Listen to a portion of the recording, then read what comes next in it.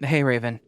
I was reminded of something that I found a long time ago that I wanted to share with you. We're close in age, so you might have some clues on this too. I can't remember the exact year or even month, unfortunately, when this took place, other than it was winter because I remember being home on a snow day. But this was back when I was in middle school, and the internet was full of weird and funny sites that you could surf through.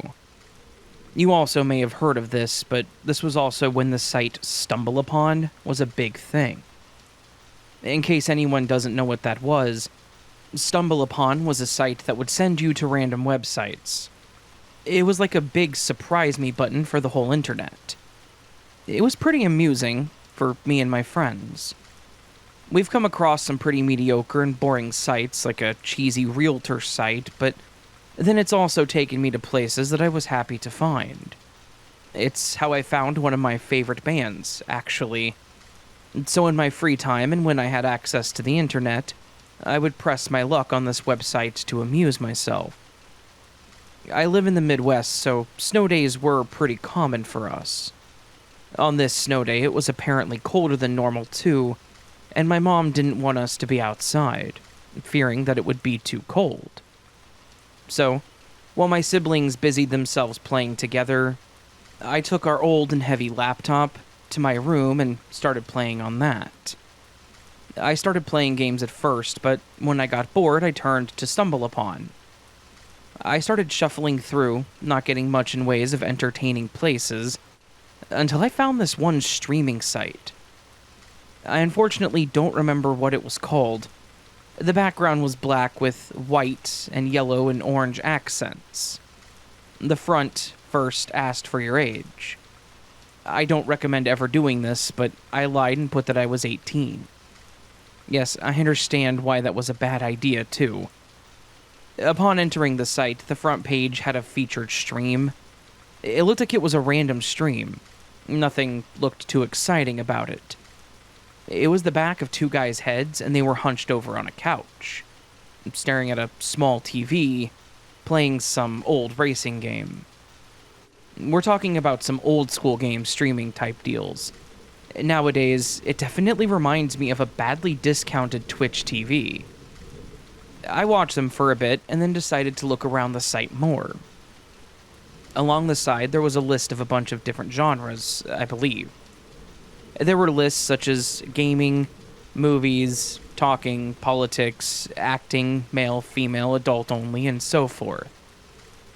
My room was off the living room, so I wasn't going to try anything risky. But I did want to look at some of the other streams. I watched another gaming stream. I went to the girls section and saw one that was just 4 girls basically gossiping and bashing on their teachers and other people they went to school with. Pretty boring to me. And then I checked out the talking section. It listed out different ones in a grid that you could scroll through, but this site also showed you ones that weren't currently online. It would just show a black screen. I checked out a few until I came across one that I thought was offline. The title was called Night Shift, and the small thumbnail was not a black screen, but instead to be a camera pointing at a small desk. The light was off, so it was pretty dark, and there was no one at the desk. Without any movement, I figured it was offline, but it was still strange to me that it wasn't a black screen, so I clicked on it to see if there was something more to it. Going to the stream, I could see a bit more on the screen. The camera was pointed at the old desk. The chair had a jacket draped over the back. There was a small shelf on the back wall behind the desk that appeared to have a couple of books and VHS tapes on it. I couldn't make out the writing on the tapes, but they definitely appeared to be homemade, or at least home recordings. On the right wall, where the camera was more so facing, was a large map that appeared to have writing and circling on it. Again, I couldn't make out what was written because the camera was pretty crappy. At first, it looked like a pretty standard office to my young self. I just assumed that maybe someone left their camera or stream on by mistake, or maybe it was just a mood that was way too early for its time. based on how the cozy room with the lo-fi music is a popular thing nowadays. But something told me to keep watching, so I kept it up. I went to a different tab to keep doing what I was doing and would check back on that one every few moments. Then, as I was messing around, I heard a bang that made me jump. Then I realized that it came from my headset. I checked my tabs and realized it was coming from that night shift stream. The lighting had changed on the screen, where there was clearly a light on behind the camera, so I went back to giving it my full attention. I heard another bang that I believe was a door slamming shut, and then a man shouting at someone. I couldn't make out what he said because he wasn't in the room, but I could clearly tell that he sounded angry. I also only heard one voice, so I'm not sure if he was shouting at someone in another room, or maybe on a phone call. Then the person I heard entered the room with the camera. I heard more shuffling and grunting, and then I jumped as they very dramatically dropped a box on the desk, bumping the camera, now pointing slightly up. The light was then turned back off, so it was back to only the soft glow.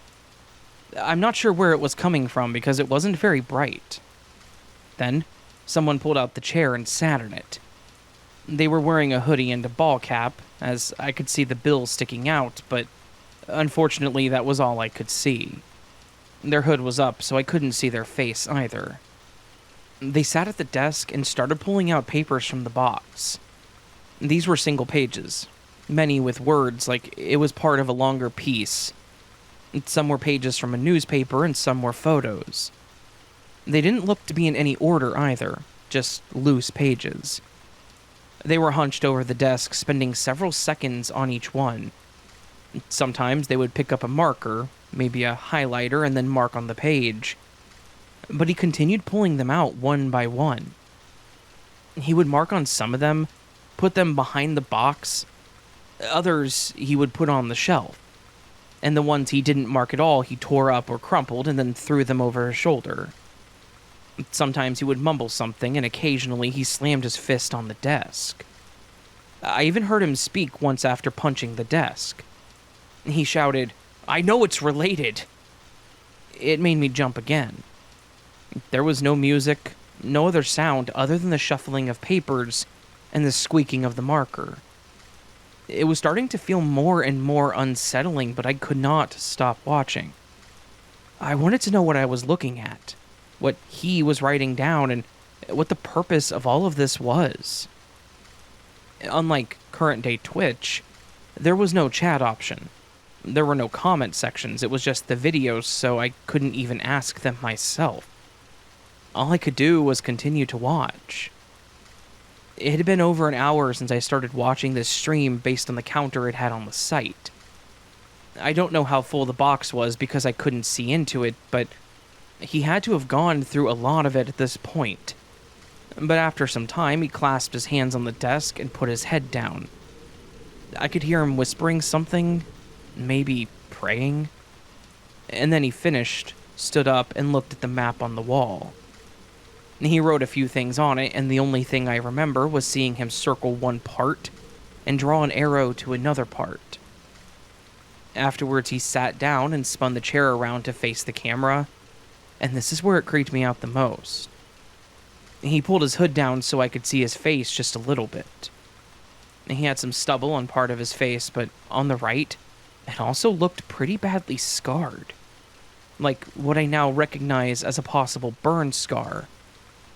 It went from his chin and crept up the right side of his face, on his cheek, and stopped right under his eye.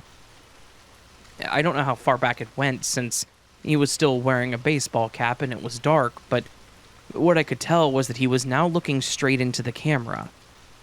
And the look itself made me squirm. It was a combination of the parent look, when they want you to fess up to something, and almost a predatory look. I know that he had no idea that I was specifically watching him, but it really felt like it. I even remember pointing the laptop slightly away from me, and I didn't even have a camera on it. After staring into my soul for what felt like forever, he finally spoke, but it just left me even more confused. he held up a picture of a girl that he pointed at the camera.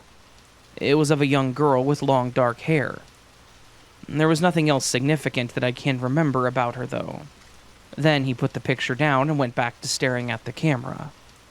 And all he said was, "I see you. I know you see me and all the work I've put into finding you, and now I know where you are. I'll be with you soon, I promise you that." Then he looked over the camera like something behind it and nodded. He started adjusting the camera like he was taking it off its holder, but I was too freaked out to see what happened next.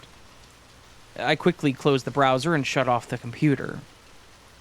I know it seems silly now, but I was afraid that I was going to get into trouble.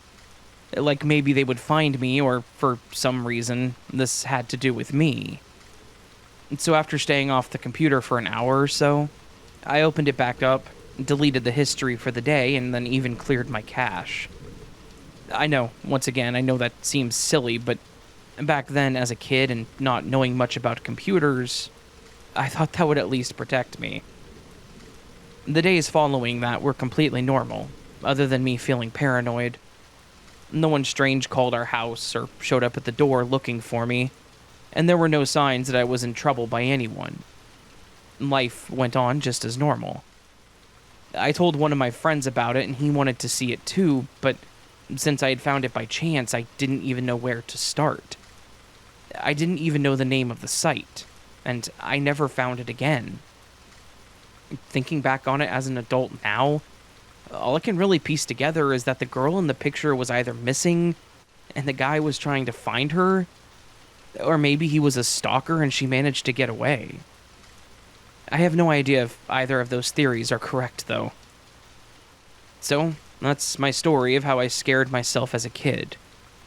I would be interested in finding that site again if it still exists. It's hard to find streaming services outside of the popular red and purple ones these days. I'd love to see if it was still around and maybe even try to find that one. But at the same time, I don't want to freak myself out again because just thinking of the way he stared into the camera, it gives me goosebumps all over again.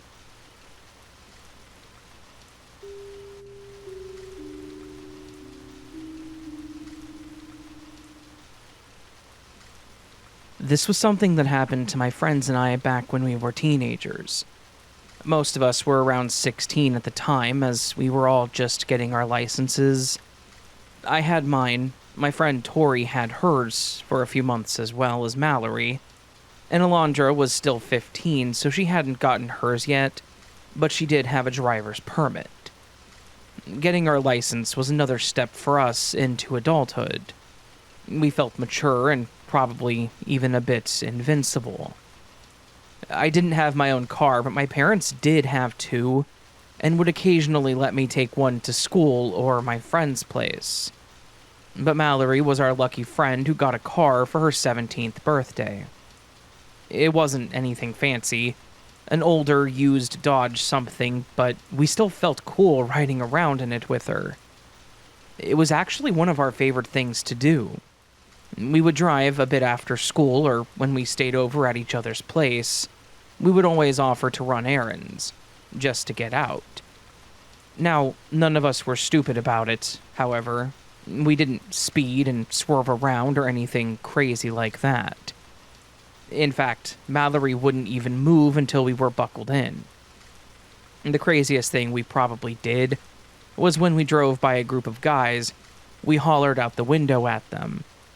They were from our school, so it's not like we shouted at strange men either. But there was one time on one of our drives that we had a pretty unsettling experience that we still don't have true answers for. It was the end of the school year, and we were all having a sleepover at Mallory's to celebrate the beginning of summer. It was pretty late, I think like 2 in the morning. We were all wide awake and bored because we didn't want to sleep. We actually wanted to try and stay up all night for no reason other than we wanted to. So, with nothing else that we could think of doing, we decided to go for another joyride. We all quietly left the house, her parents clearly in their room asleep, and piled into her car. Mallory was driving, of course. Alondra called shotgun, and Tori and I were in the back. Tori on the driver's side, me on the passenger. Also, this was quite some time ago, so I had one of those prepaid Nokias, and Mallory had a similar phone. So no cameras with us, and I had even left my phone at her place. I don't remember if Mallory brought hers or not. Anyway, we started by just driving around the block, and then we started giving suggestions on places to drive by. We stopped by my old house, as well as Tori's. We drove by our old school that had been demolished and rebuilt as a community center, and then we drove by this old abandoned house that was supposedly haunted. It wasn't open to the public, and none of us were brave enough to even consider trespassing, so we just stopped in front of it and shared a few stories that we knew about it. Supposedly, every family that ever lived there was met with some kind of tragedy. Anyway, after that, we finally stopped at a gas station near the house. We bought some snacks, and with nowhere else in mind to go, made our way back to Mallory's house. But it's what we saw on our way back that kind of creeped us out. Walking down the sidewalk on the side of the road was a guy, dragging behind him a large trash bag. And yes, it looked just about what you're probably thinking. Now, this would be where most people would probably nope out of the situation and burn out to get as far away as possible from them, but not us. We wouldn't break into the house, but we had enough bravery to stop and talk to this stranger. I guess we felt more safe in the car, which probably wasn't too far off. We slowly rolled up next to him, now at a crawl, and then rolled down the passenger window and greeted him. That's when I got a better look at his trash bag. It was long, like multiple trash bags tied or taped together, with what looked like some kind of string or rope wrapped around it. The guy looked pretty normal, however. He was wearing jeans, a thin green jacket, and a ball cap. He was older based on his graying beard and the wrinkles on his face and hands, but the man himself didn't look scary at all. To be honest, he reminded me of my own grandpa, except my grandpa hated wearing hats. Once we greeted the man, he stopped walking, looked around, almost like he was looking for someone, and then, while still dragging the bag behind him, he turned toward us and approached the car. He gave a slight smile, and with a southern drawl, he greeted us back and asked, "Y'all out for a late-night cruise?" We confirmed, said that we were bored, and told him where all we'd been. Mallory then asked if he needed any help. I don't know why she asked, because I don't know what we could have done to help him in the situation. He thanked us for asking, but declined, saying that he was just taking care of some business. Then, Mallory seemed to push it and ask why he was doing it at 2 a.m. He shrugged and looked down at his watch and went, "Huh," and then said that it was the best time to do it, because there was less traffic and less heat. None of us could really argue with that reasoning, so we didn't. He asked us if we lived around the area, and we said not really, which wasn't a lie. We were technically in the town over from where we lived. There was a little small talk, talking about why we were out at 2 a.m, what grade we were in, our plans for summer break. Everything very casual feeling, to be honest. He didn't ask where we lived. He didn't ask our names or even our ages, even though he could at least figure that out by our grade. It just kind of seemed like a normal conversation. Until Tori decided to open her mouth and ask, "So what's in the bag?" He leaned over to look past me at Tori, then looked down at the bags that he was dragging behind. He seemed to stare at the bags forever and then finally sighed and looked back at us. And with a smile, he said, "It's a body?" We all fell silent. Tori smacked my leg, and then we all looked at each other. He let that moment linger on for way too long before he finally broke into laughter. He said, "Oh, jeez, y'all should have seen the look on your faces." I remember this huge weight being lifted off my chest as I looked at the other three, and we all had an awkward smile on our faces. After he caught his breath and calmed down, he then leaned towards Alondra's window and excitedly asked us if we wanted to see what it was. None of us spoke, thankfully. I remember looking at the others and trying to make them agree with no with my mind. Finally, we shook our heads, and then he said, "Good, because I don't want to have to kill y'all." That time, we all giggled first. Ha, of course he was joking with us, right? Then the man tapped the roof of the car and said that he should probably get going. Mallory agreed and told the man to have a good rest of his night, and he told us to get home safely. Mallory drove off slowly, immediately turning down the next street to break the view of him. The drive back was silent. No one said anything until we pulled into the driveway. That is when Alondra asked us if we really thought he was dragging a body. Mallory laughed and said no way. I immediately agreed and explained how it was long, but it wasn't body-shaped, and that he was definitely messing with us.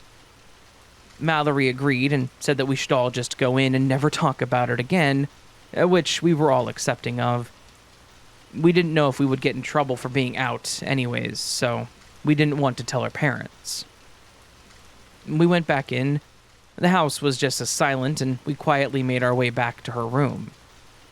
We tried to get the mood back by sharing our snacks and talking about other unrelated things, but I think that man was lingering in the back of all of our thoughts. He was certainly lingering in mine. I kept telling myself there was no way that it was a body. He was dragging it behind him, pulling it along by a rope, so with it dragging, it would have torn open the bag, and whatever was in it then would have been leaking, right? I have no explanation as to what it could have been, considering where he was. It was near a neighborhood, but on a main street. We didn't pass a car on the side of the road, and we didn't see any ahead of us either. So, where did he come from? And why was he dragging whatever that was behind him? After that night, we did finally talk about it, and not feeling like the guy was going to show up when we didn't expect it. The only thing that makes sense to us is either maybe he was going to dump whatever that was in some kind of commercial dumpster, like illegal dumping. There was an older gated community nearby, and they had signs about how dumpsters were for residents only, so it was entirely possible. The other option was that he was literally just doing that as a prank, to just disturb someone. But the problem with that one was, why would a man his age, 1, want to try to prank someone, and 2, choose to do it at 2 o'clock in the morning? What are the odds that he would run into someone at that time, and that the person wouldn't call the cops, or be the cops, for that matter? The good thing is, we never saw any stories about a body being found wrapped in trash bags, so that probably was a lie, but I have no other reasonable explanation for what he was doing that night, and to be honest, I really don't like to think about the possibilities. So, let's just hope that we never meet again.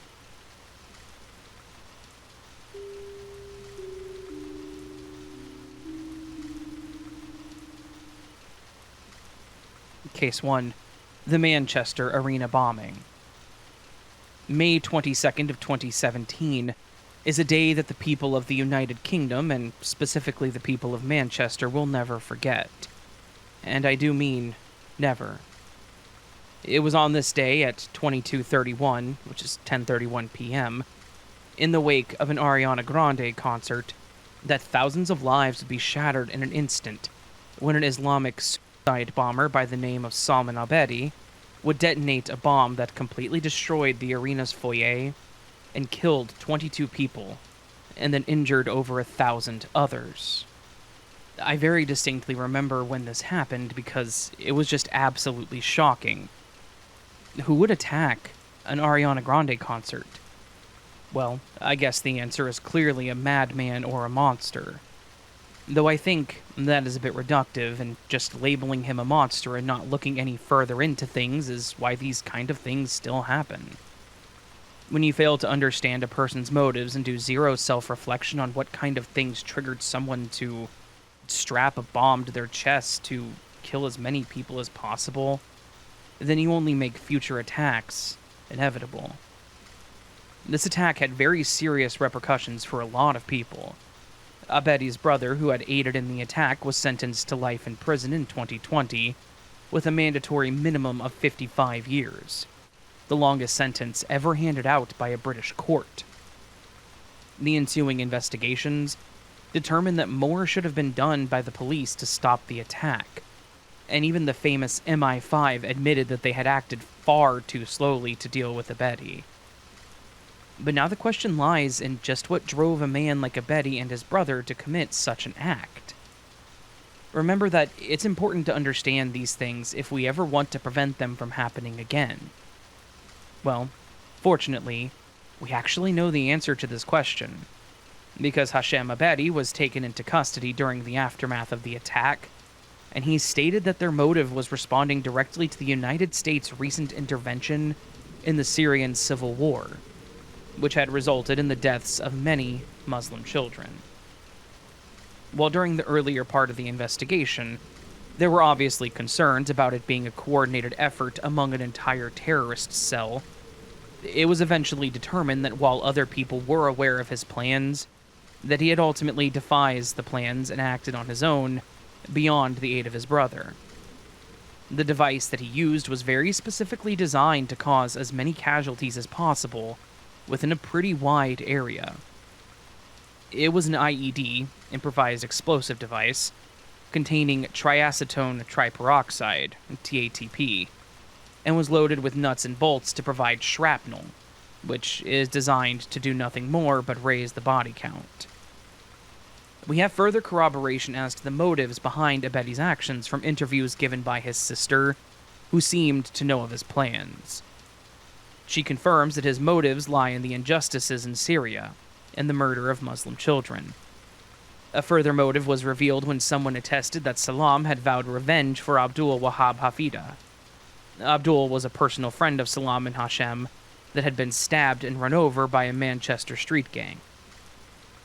Worse yet, the Manchester arena bombing was not the Abedi brothers' first act of violence. As the police investigated Salam and Hashem in the wake of the terror attack, they found that both of the Abedis were veterans of the Libyan civil war, having fought there during that period of strife. I wasn't able to find much in the way of detailed records of any significant battles or actions they might have been a part of during this time, but one can imagine just what they may have been a part of there in North Africa, during one of the most chaotic periods in the modern era. What I can say for certain is that they were seen with members of Al-Qaeda. ISIS also tried to claim credit by posting on the app Telegram that a soldier of the Caliphate had detonated a bomb amidst a crowd of people in the city of Manchester. But inaccuracies in some of their claims cast doubt, as well as the fact that ISIS is often known to claim credit for attacks they had no part of. As such, ISIS's involvement cannot be confirmed beyond reasonable doubt. At one point, there was an imam that was close to Abedi's family that came under scrutiny, as rumors that he had called for armed jihad in the days before the concert briefly circulated, but the Greater Manchester Police determined that no offense had been committed. 4 days prior to the bombing, Abedi returned home to Manchester from a trip to Libya. Later that day, May 18th, CCTV spotted him at the arena interacting briefly with an arena worker, and then observing the queues and entrances in the city room before departing. He was spotted again on May 21st by CCTV, and on May 22nd, he was seen around 30 minutes after the concert had begun. In all 3 visits, he was seen to be using his cell phone, and there were no signs of him carrying any explosives, telling us that these 3 visits were purely for reconnaissance. Abedi is known to have purchased bomb-making materials after his return to Manchester, and proceeded to make the acetone peroxide-based device on his own. This isn't as unlikely as it may sound, as many members of ISIS were known to have trained insurgents in bomb-making during the war in Libya. Given that the device was loaded with nuts and bolts, it was determined to have been intended to be a nail bomb, the shrapnel provided by its payload designed to create even higher numbers of casualties beyond the effective blast range. Now, we're nearing the end of this story, and I personally feel that I have said this terrorist's name far too many times, and therefore contributed to his atrocious legacy. And so, here I am now going to list the names of the 22 people who were killed in a pointless act of reprisal. Please take careful note of how long it takes to read a list of 22 names. No list of the dead should ever be this long, especially innocent people. The overwhelming majority of them young and just out for a night of fun. Safi Rose Rousis, Nell Jones, Sorrel Lexkowski, Alide McLeod, Megan Hurley, Olivia Campbell Hardy, Chloe Rutherford, Liam Curry, Georgina Collender, Courtney Boyle, John Atkinson, Martin Hett, Philip Tron, Kelly Brewster, Elaine McIver, Angelica Cleese, Marcin Cleese, Allison Howe, Lisa Lees, Michelle Kiss, Wendy Fowell, and Jane Tweedell. And if I stated any of those names incorrectly, I sincerely apologize. It's difficult to find online pronunciations of proper nouns like names.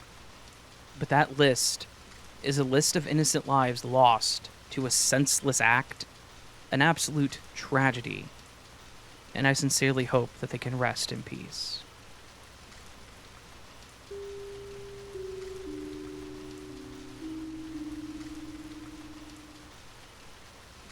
Hello, Raven. I've been a listener for years now, often playing your episodes on repeat at work or the gym. I love your cryptid collections and anything you cover on creepy things in the woods. I know you run this by yourself, so keep up the amazing work. Thank you for that. My story is not of the cryptid variety, but a paranormal encounter, and it's stuck with me since childhood. I'm nearly 28 now. I grew up in a small lakeside town in eastern Michigan.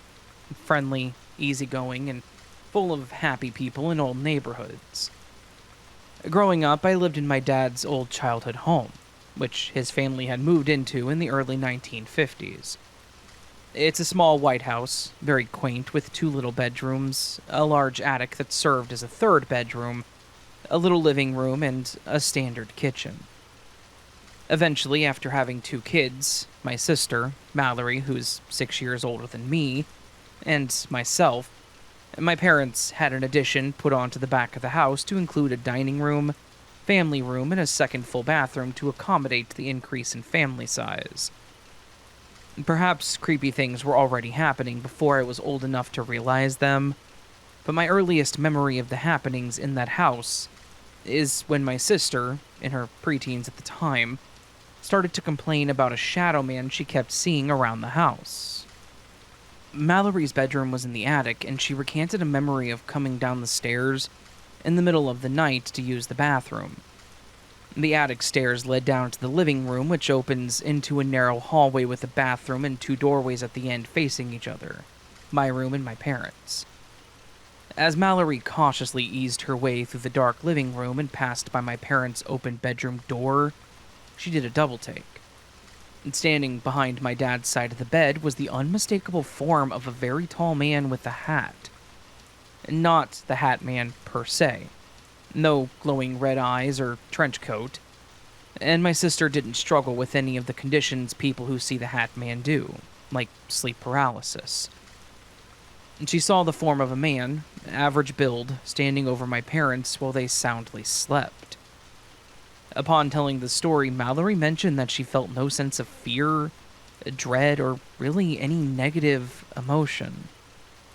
She remembered feeling surprised by this, and instead felt a steady sense of calm and even safety. She made her way back upstairs and went back to sleep with no issue. After telling the story to my parents, they laughed and said, "Oh, that's Robert. He's been here for as long as we can remember," as if it were the most natural and obvious explanation.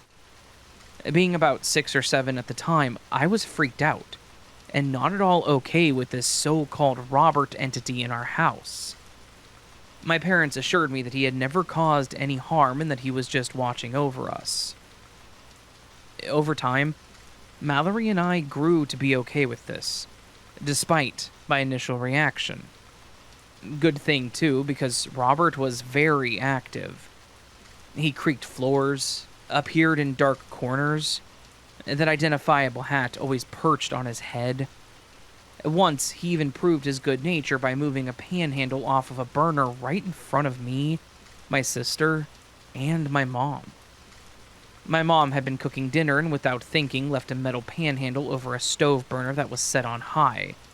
Had she gone to grab it, it would have severely burned her hand and caused major damage. The three of us watched with our own eyes as that pan did a full 180-degree turn on the stove, moving the handle to a cool burner so it wouldn't burn my mom. She said a big, "Thank you, Robert," and we all chuckled at his kindness. Still, something was always off. Even knowing how benevolent Robert had proven to be, I still didn't want to run into him. I could never get up to go to the bathroom at night, despite my parents being right across the hall from my room with an open door. I would wake up, have that awful sensation on the hair of the back of my neck sticking up, too afraid of what was on either side of my bed if I turned my head. Because the thought that was always in the back of my head was, what if it wasn't Robert that was causing these feelings of dread? What if there was something else in this house that Robert was protecting us from? Besides hot pans, of course. I hated being left alone and would often sprint from room to room as I turned lights off behind me to make sure I never got caught in the dark. As I got older, and could be left unattended, I dreaded the rare moments that I was left home alone, especially as evenings set in. I couldn't stand to be in the addition of our house alone, as it was the largest area of our home and had the most hiding spaces. The basement was also off limits, being a dark, dank, terrifying storage unit of towering boxes and strange shadows. At any moment, I was sure that something other than Robert would appear. One school night when I was around 12 years old, my sister was at volleyball practice, my dad was at work, as he had transitioned to night shifts at the time, and my mom was finishing dinner while I sat at the dining room table to do homework. Our neighbor, Jane, called out of the blue to ask my mom if she'd be willing to dog sit unexpectedly, as she'd been called into work. My mom agreed, hung up, looked at me, saying, "I'm just going to run across the street to talk to Jane and get everything for her dog. I'll be back in a little while, okay?" I'm sure that she saw me hesitate as she added, "It'll just be for a little while, and your sister will be home soon." I stared, large-eyed and terrified, as she walked out the door and across the street. I sat at the table and continued to do homework, telling myself, it's only for a little while, right? Nothing bad can happen in just a little while. I repeated this to myself as I wrote my essay, and eventually the distraction of work took over and calmed me down from my state of distress. It had probably been about 20 minutes at this point, and I assumed that my mom got stuck talking to Jane in a classic Midwestern goodbye. Another while passed, and I heard a sound. The unmistakable creak of a door near the landing that went down to the basement. I was startled, at first, almost ready to panic, but then I remembered that Mallory was due home from volleyball at any minute. I heard the groan of the floor by the doorway and footsteps jostling down the basement stairs, accompanied by a giggling and a soft voice that sounded exactly like Mallory's saying, "Come on, come over here." Still calm based on my assumption that Mallory was home, I called out, "You know I hate the basement, Mallory. Just come back upstairs and sit down." Again, that voice called out, "Come here, come here."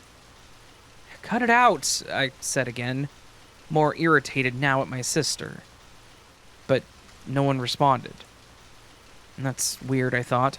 She's literally just around the corner. She should have heard me.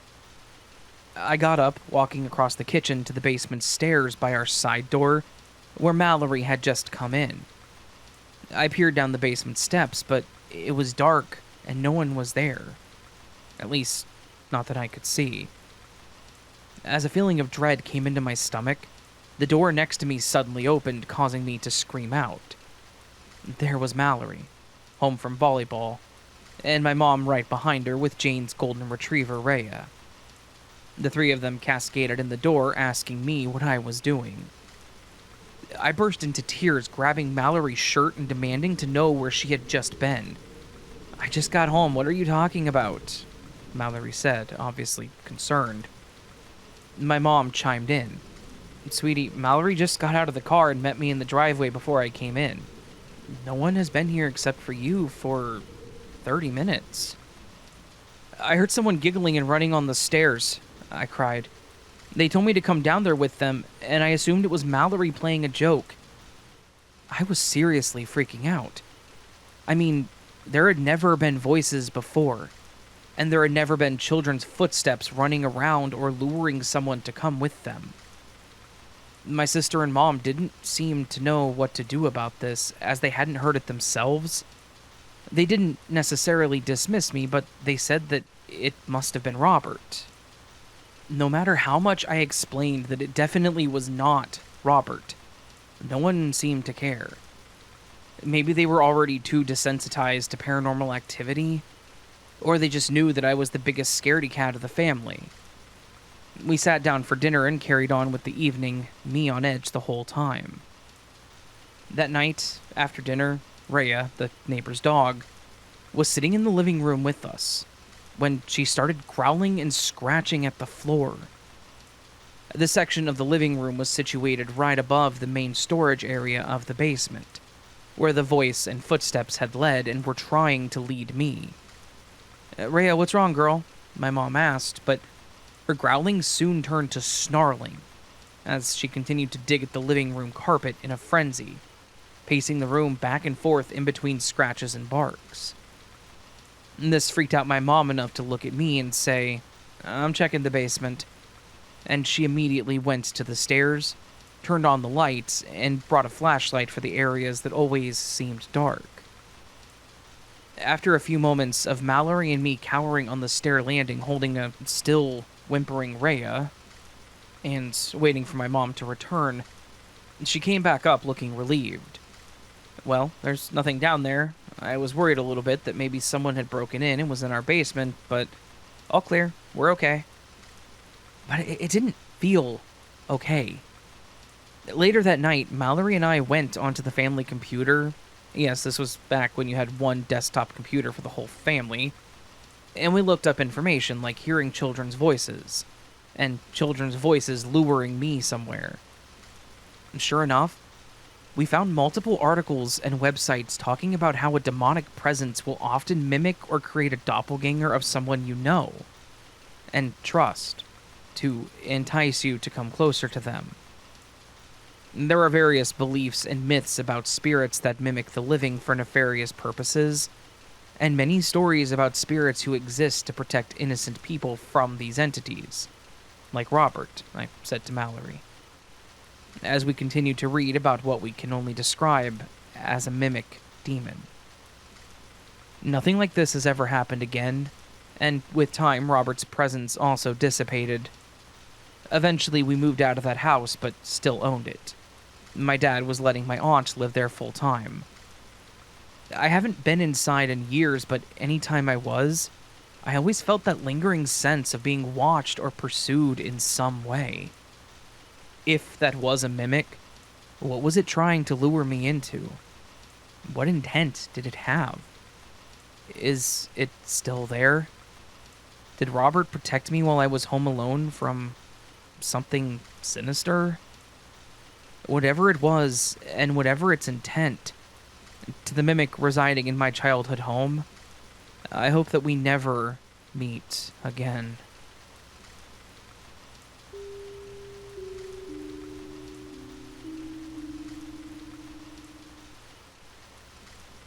My grandpa and I shared the same birthday.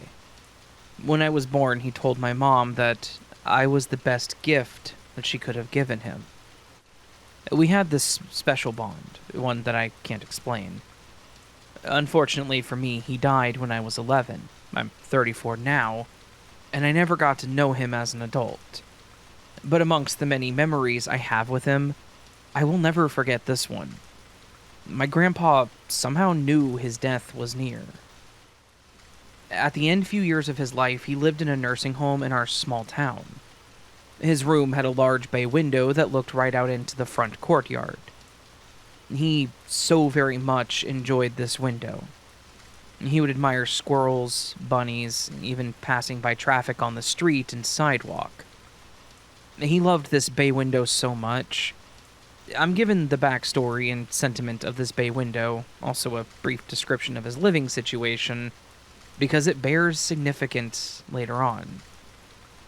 About every other day, my grandma, his wife, and I would go to the local dollar store and buy his favorite snacks and visit him.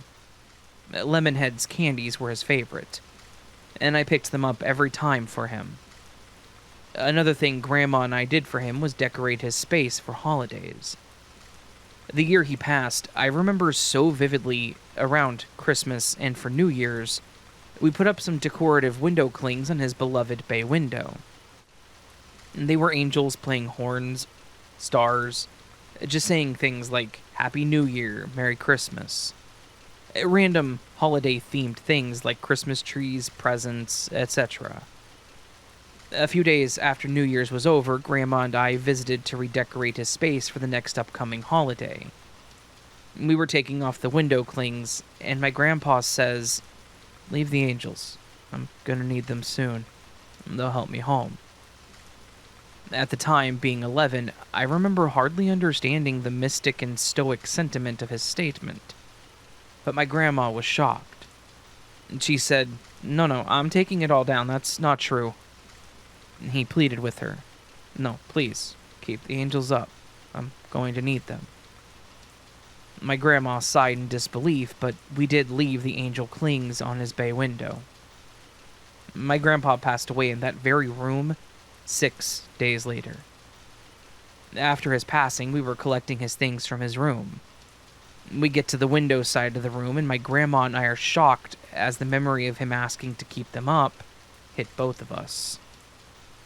I'll never understand how he could have possibly known that this time was coming. Now, as an adult and having experienced my own premonitions, etc., I wonder how this came to him. Did he see it happen in a dream? Did he have a déjà vu of the moment?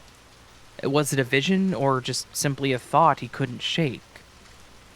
I'll never know, and I still ponder the whole situation sometimes. I still have those same angel window clings in my memory box as a keepsake.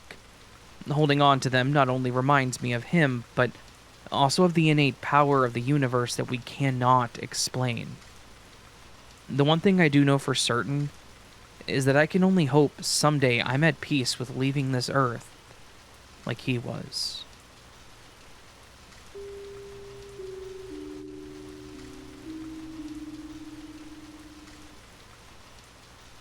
This was something that happened to me back in late August of 2016. I was taking a solo road trip driving from Montana to Oregon to attend my sister's wedding. I don't like planes, so if I can drive there, I will do so, even if it does take me longer. But I took a few extra days off work, left before my parents did, because they were flying, and thought that I would just have a nice little trip by myself. The drive was going to be a little over 12 hours, so I expected to stop in between there once to sleep. The plan was to drive as far as I could, then sleep in my car at a rest stop. I ended up leaving a little later than I wanted, around noon, but I was finally out the door. The trip started fine. I'd only stopped about 3 times. I was in a good mood and still had plenty of energy left in me. I had driven for about 8 hours and was now starting to wind down. The first half of the drive was going so smoothly that I was thinking that I might make the entire thing. But I knew that that was probably not going to happen. My eyes were starting to burn, and my back was killing me, so I knew I was going to have to stop. I rolled the window down to help keep me focused until I came across the next rest stop. The one I stopped at was pretty average. It had an older brick building with restrooms and a few vending machines inside. There were a few covered picnic tables and a small fenced-in dog park on the outside. So, pretty average looking and nothing really stood out. In fact, when I pulled in, my car was the only one there. There were no other cars in the lot and none on the truck side either, which wasn't really a surprise. It was a little after 9 when I finally stopped, so it was pretty late. This didn't bother me because I just needed a restroom and a place to park to sleep for a bit. I got out and stretched, which felt great, and used the restroom too, but here's where it got weird. As I was walking out and back to my car, I saw someone standing at the edge of the parking lot, just in the grassy part after it. But it wasn't just some person standing there, it was a clown with a full getup. He had the fluffy rainbow wig, the baggy jumpsuit with bright colors and shapes all over it, the big red nose, and the oversized red shoes. His face was even done up. It was painted white with a giant red smile and diamonds around his eyes, with over-exaggerated eyebrows. And he just stood there perfectly still like a statue, holding a single red balloon in his right hand with the other down to his side. When I tell you that I had the goosebumps, that is a fact, not just a saying. I felt the hair on my arms and neck stand up. I had stopped right at the edge of the sidewalk and stared at him. This clown wasn't moving either. There was a decent amount of distance between us, but I could still see his face clearly enough that I could tell that he wasn't smiling or frowning or anything, just a lights on but no one's home kind of stare. It didn't help much that he was standing under a light, which made it that much creepier. We both just stood motionless for what felt like hours. What the hell was he even doing there? There was no reason for a clown to be at that location. Not like anyone was having a kids' party at 9 p.m. at some random highway rest stop. And to make it worse, I broke eye contact long enough to look around and notice that there were still no cars in the parking lot. So how did he get there? I wasn't in the restrooms that long, but I suppose it was possible that someone dropped him off there? But why? On the off chance that someone else would be there to scare them? Then I did something that I still can't explain. Maybe it was the sleep deprivation. Maybe it was just a nervous instinct as a way to say, hey, I see you over there, but I raised my hand and waved. Just a little wave, almost without thinking about it. And as I waved at the strange rest stop clown, I thought to myself, what the hell are you doing? So I went to lower my hand, and to my surprise, the clown raised his hand and waved back. But it wasn't a slow, casual wave like mine was. It was an enthusiastic and theatrical gesture with his whole arm. Then he smiled. And even from a distance, I could see his massive, exaggerated, toothy grin spread across his painted face. After waving like that for a few seconds, he dropped his arm back down and went back to that eerily still position. But the smile remained. Let me tell you, that was terrifying. To see someone smiling like that with no other bodily expressions, it was uncanny. Like I mentioned, the smile was way too forced, too wide, too fixed. Like someone who didn't know how to smile. That was enough for me. So I slowly walked toward my car, trying to sort out my keys without taking my eyes off of this clown. I reached toward my car and went to look at the door to insert the key, when the clown raised his right arm and let go of the balloon. I looked at him as he watched the balloon, which caused me to look up at it too. I watched it float up, and up until the sky, until I saw some movement in the corner of my view, as well as heard shuffling toward me. I looked back down, and I saw that the clown was shuffling his feet quickly in my direction. He wasn't running, he wasn't even hardly walking. It was that little shuffle kids do without picking up their feet. I caught him in the act, getting just a little closer to me, but he stopped once we made eye contact again. I did not like that. I didn't like the idea of him approaching me, and I certainly didn't like that he tried that while I wasn't looking. The whole balloon thing made it seem like a distraction in a way, even if he was loud about it the entire time. So I unlocked my car without taking my eyes off of him, and his creepy smile, hopped in, and immediately locked my door. By the time it took me to start my car and put on my seatbelt, he had managed to get a lot closer to me, to the point that I may have hit him with my car door if I opened it. I slowly backed out of the spot, went around him, and got the hell out of there. I looked back once more as I drove away, and I saw him waving again, but it was more of a slow mechanical wave. I watched for quite some time, making sure that no one followed me from the rest stop. It seemed crazy because I still did not see a single car there, so it wouldn't make sense that someone would follow me. But that just made it all that much worse. I still had no idea where he came from. If he was standing there when I pulled in, I would have seen him, and probably wouldn't have stopped. I wouldn't say that I'm afraid of clowns, but I certainly am not a fan of them, so having this random clown standing around a dark rest stop was pretty freaking terrifying. Was that all he was planning on doing? Was to just stand around and freak people out? What was the purpose of trying to get closer to me? And what would have happened if he had?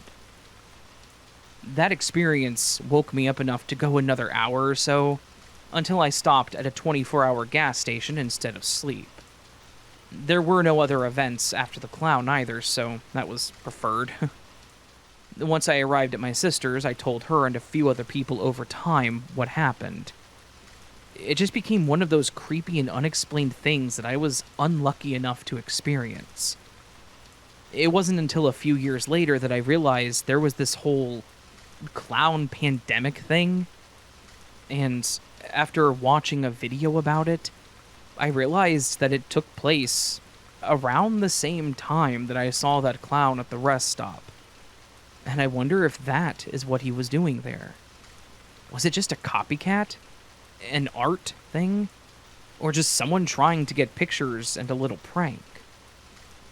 To this day, I still have no idea. And I just hope that it was someone trying to have some fun, and not something more sinister.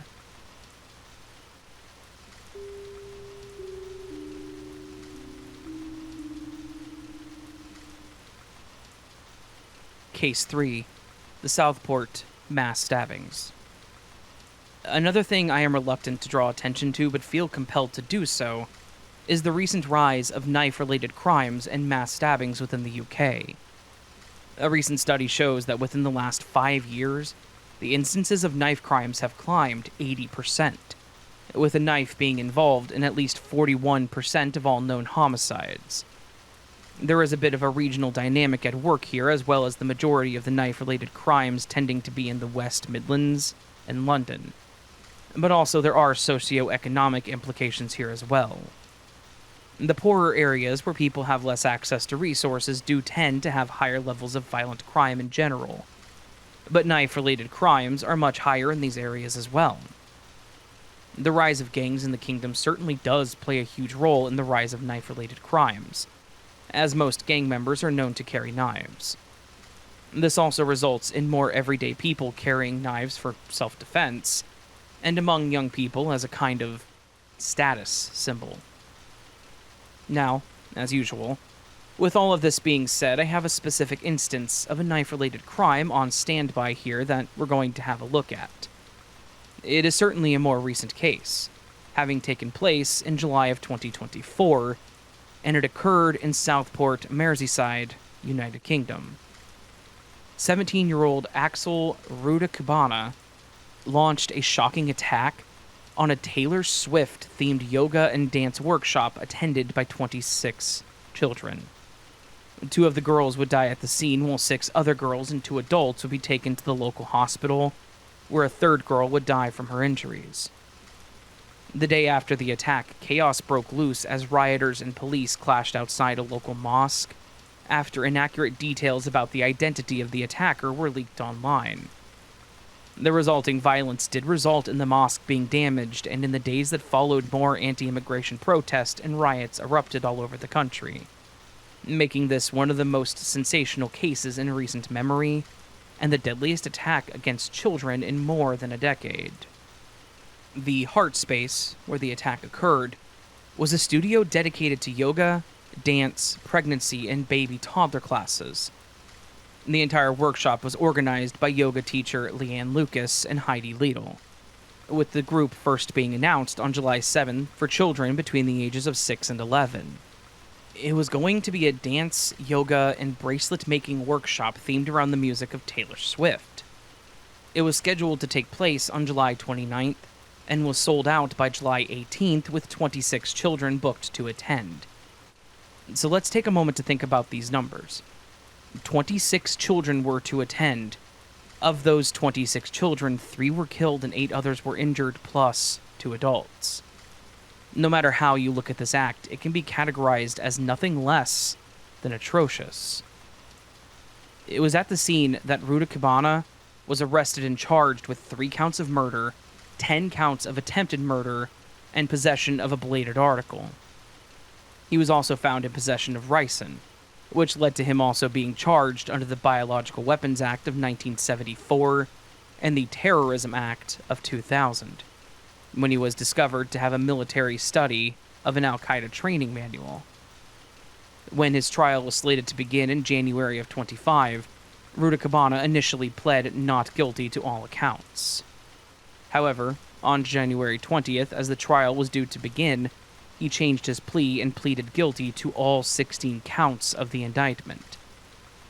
I find his status to be oddly gratifying, as he is detained at His Majesty's pleasure with a 52-year minimum sentence. In the wake of his guilty pleas, it came to light that Rudakubana had quite the history of violent behavior, and while no real motive for the attack in Southport was ever forthcoming, the prosecutor is quoted as saying that the commission of mass murder was an end unto itself. No evidence of a larger terror plot was ever uncovered. With his violent history, it was also discovered that between 2019 and 2021, he had been referred to the anti-extremism program 3 different times, but was never accepted into the program as no terrorist ideology was ever identified. Prime Minister Keir Starmer promised to overhaul the anti-terrorism laws to ensure that non-ideological attacks, such as the stabbings at Southport, were included. And he also appointed one David Anderson to oversee a review of the Prevent program. While certain things in the build-up to this mindless act of violence were most definitely mishandled, I must say that, in the aftermath, I feel this case was handled pretty solidly with a nice long sentence. That means it'll be 2077 before Rudakubana even faces the prospect of seeing life outside of one of His Majesty's prisons. Short of pulling the pin on the grenade of capital punishment discussions, I really don't think that someone could ask for more as the outcome here. I mean, ideally, of course, such an act would never have taken place in the first place, but since one of these things happened, there is no undermining them. Best case outcome is what we got. The really tragic thing, though, is that this kind of crime has been occurring more and more within the UK. And until we finally decide to take a good long look at the underlying reasons these kind of crimes happen in the first place, and try to figure out what steps can be taken to prevent them from being an issue, the trend will likely only continue to escalate. In one article I saw during my research even equated the UK's rising issues with knife crime to the issue of gun crime in America. And given the numbers, I'm sadly afraid that it's not far from being a very true statement. And now, as always, I'm going to end this by listing the victims of the attack, and let the end of this be about those who had their lives cut so tragically short on that July day. B.B. King, 6 years old. Elsie Dot Stancombe, 7 years old. And Alice De Silva Aguiar, 9 years old.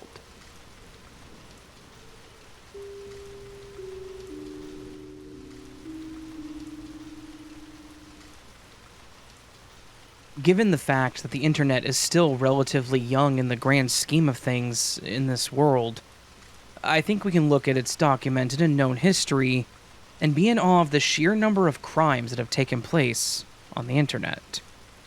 Internet-based black markets where you can literally purchase anything. Check out my last dark web video for some context.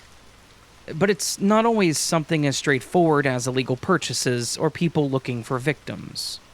No, sometimes it's the internet itself that's coming after you. And I'm not talking about digital armies of keyboard warriors sucking down Red Bull in their basement, leaving incendiary posts meant to do nothing less than piss you off on the most fundamental level, as if the coding, the very essence of the internet, is attacking you personally. I am, of course, talking about computer viruses.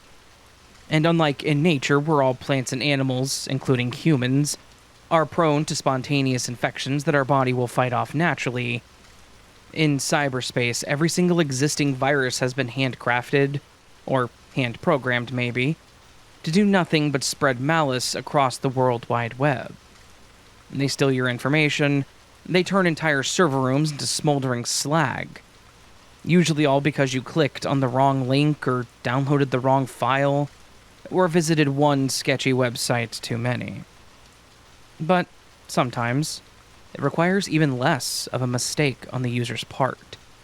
As the world learned in no uncertain terms back in March of 1999, with the spread of the Melissa virus, W97M.Melissa.A. On March 26, 1999, the virus made itself known to the world when it began spreading like an absolute digital wildfire. It quickly became one of the fastest spreading viruses ever, and one of the costliest outbreaks in the history of the digital realm. The virus was spreading using a combination of Microsoft Word documents and Outlook. Open the email, which came from a person you knew, whose email address you knew to be authentic, click on the attachment, and you're infected. From there, the virus would scan the first 50 names in the Outlook global address book and send itself to those 50 names. Once it infected another computer, it would do the same thing, replicating itself millions of times and constantly being sent en masse to other computers, other unsuspecting victims. Now, I'm sure there are no small numbers of listeners here that find the idea of clicking on an attachment in an email to, well, just be silly. But there are a few factors here that I want to remind everyone of. Back in 1999, the internet had been widely accessible to the layman public for less than a decade. There wasn't a whole lot of common knowledge about things like internet worms and computer viruses. Plus, most of these infectious emails were coming from people you knew, people in your address book. So in 1999, most people had very little reason to be suspicious of these emails. Although that common paranoia around unknown emails and such really are kind of the result of this incident. Always remember that on Monday morning, everyone is the greatest quarterback to ever play the game. Now, I'm sure everyone here is curious about just where this virus originated from. What was the point of the first infection?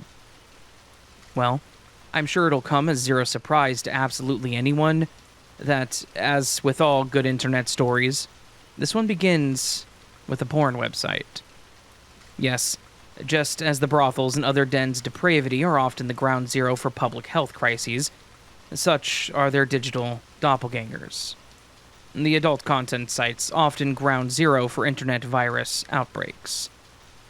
From one content site, it spread to another, and then again, to no one's surprise, It found its way into a corporate email server, and then it just went gangbusters.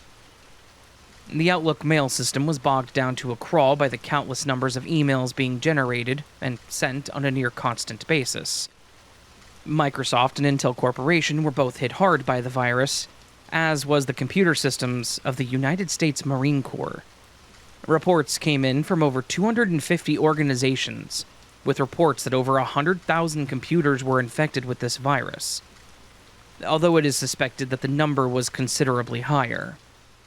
Over 1 million email accounts were hijacked by the virus, and it took days to contain the infection and much, much longer to remove the virus fully from the infected networks. During the following investigation into the outbreak of the so-called Melissa virus, which was reference to a fictional stripper, the unique method of delivery was actually the very thing that allowed authorities to trace the origins of the virus back to the very man who had written it. The suspect went by the alias Quidjabo, this being a reference, of course, to the episode of The Simpsons called Bart the Genius from Season 1, and another reference to this was also written into the virus itself. Not only did the virus spread itself the second someone clicked on the document attached, but when the minutes of the day matched the date of the virus, it would send out a second round of infectious emails with the attached message. 22 points plus triple word score plus 50 points for using all my tiles. I'm out of here, man. Again, a direct reference to Simpsons Season 1, Episode 2, Bart the Genius.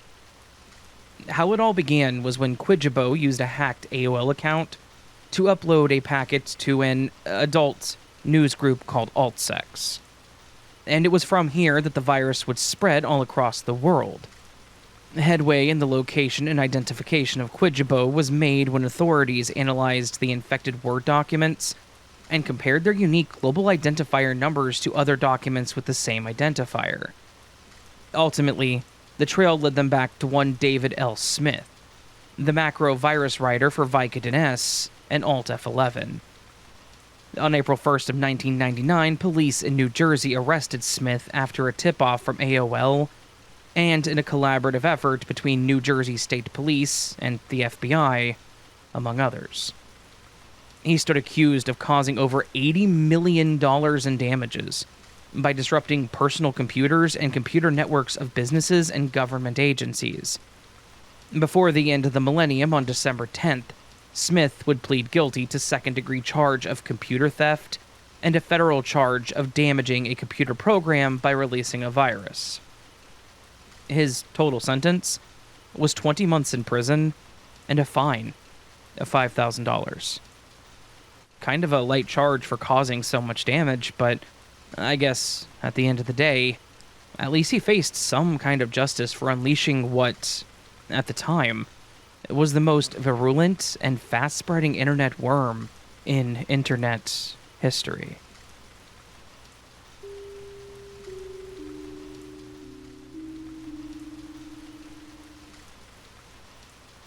This happened to me back when I worked nights at a gas station. I used to live in a very small, middle-of-nowhere type of town. It's one of those that most people drive right on through. We had 2 grocery stores. The second one was fairly new, which was the talk of the town, even though it was literally the same grocery store with all the same stuff, except it had a pharmacy in it.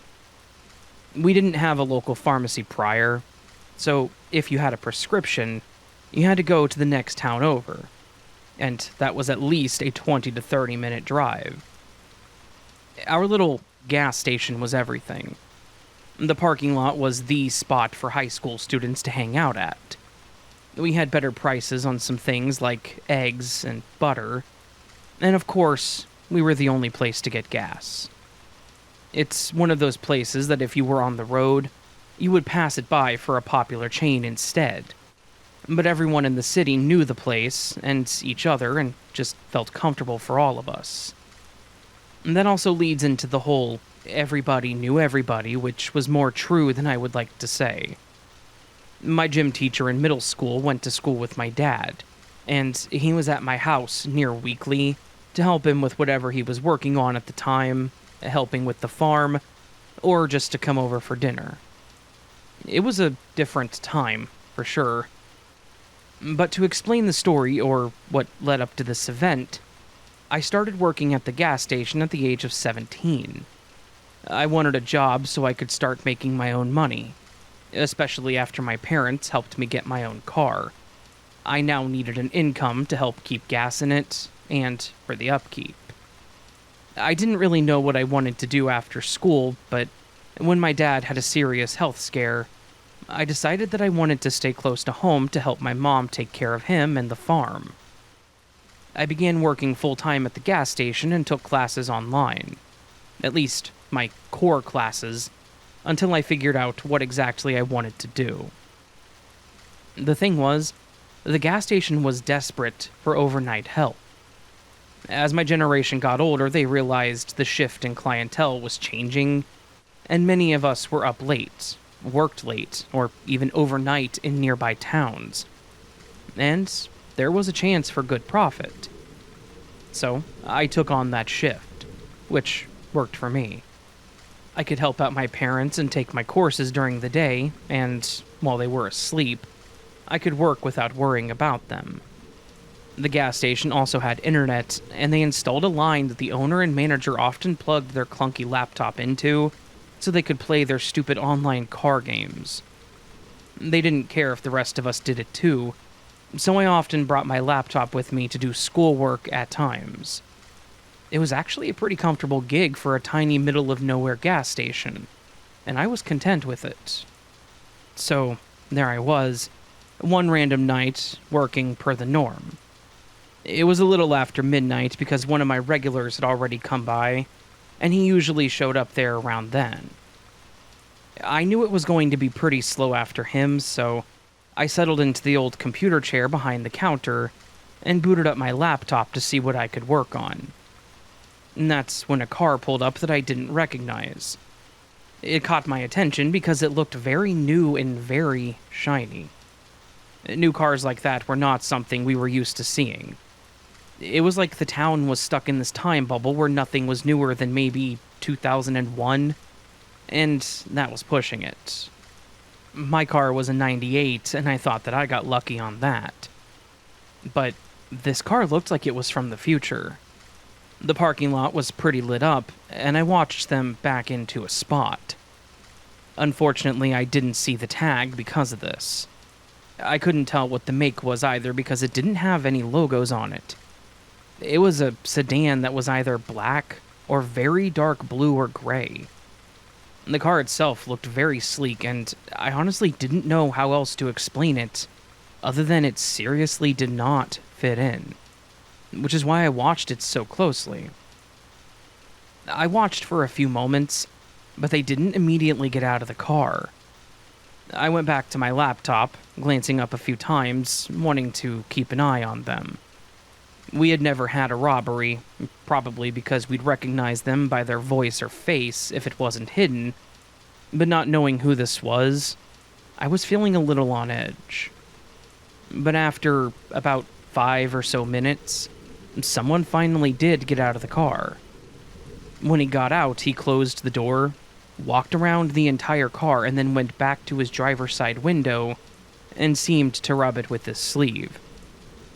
He looked around like he was in a panic, as he did it, too.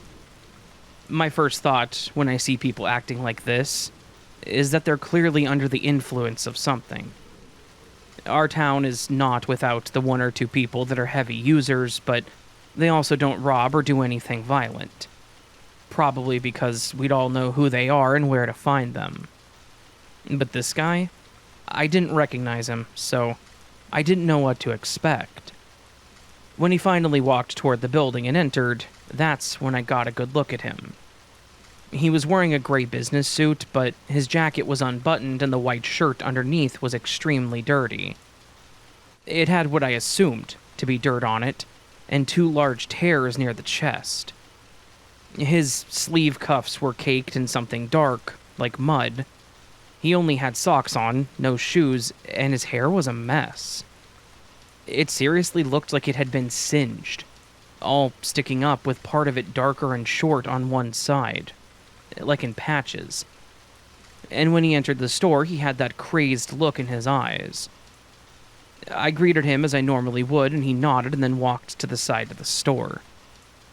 I watched him from the side or in the mirrors in the store and realized that, of all the aisles, he was in the one with the miscellaneous household goods. Like baby stuff and housewares like wipes, Ziploc bags, and so forth. He looked up and down the shelves, moving stuff around quickly and then sighed heavily. He seemed to stand there for several seconds, breathing slowly like he was trying to calm himself down. Then he walked back up towards the front. I once again greeted him, trying to be nice, and asked him if he needed help with anything.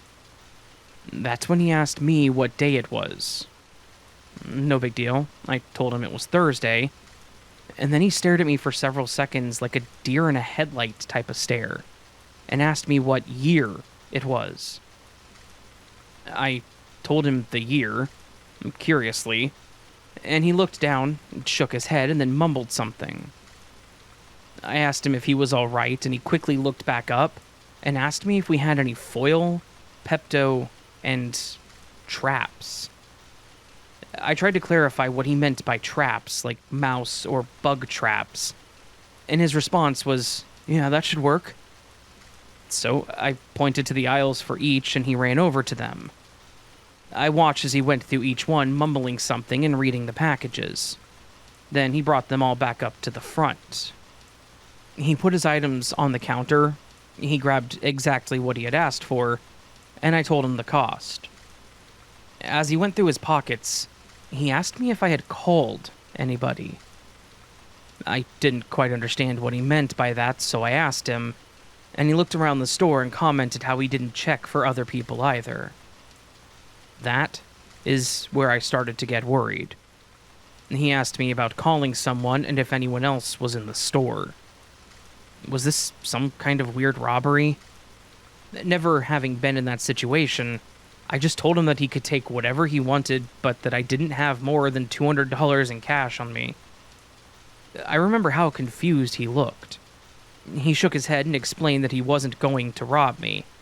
He could just hear the voices, and he wanted to know if it was just him again.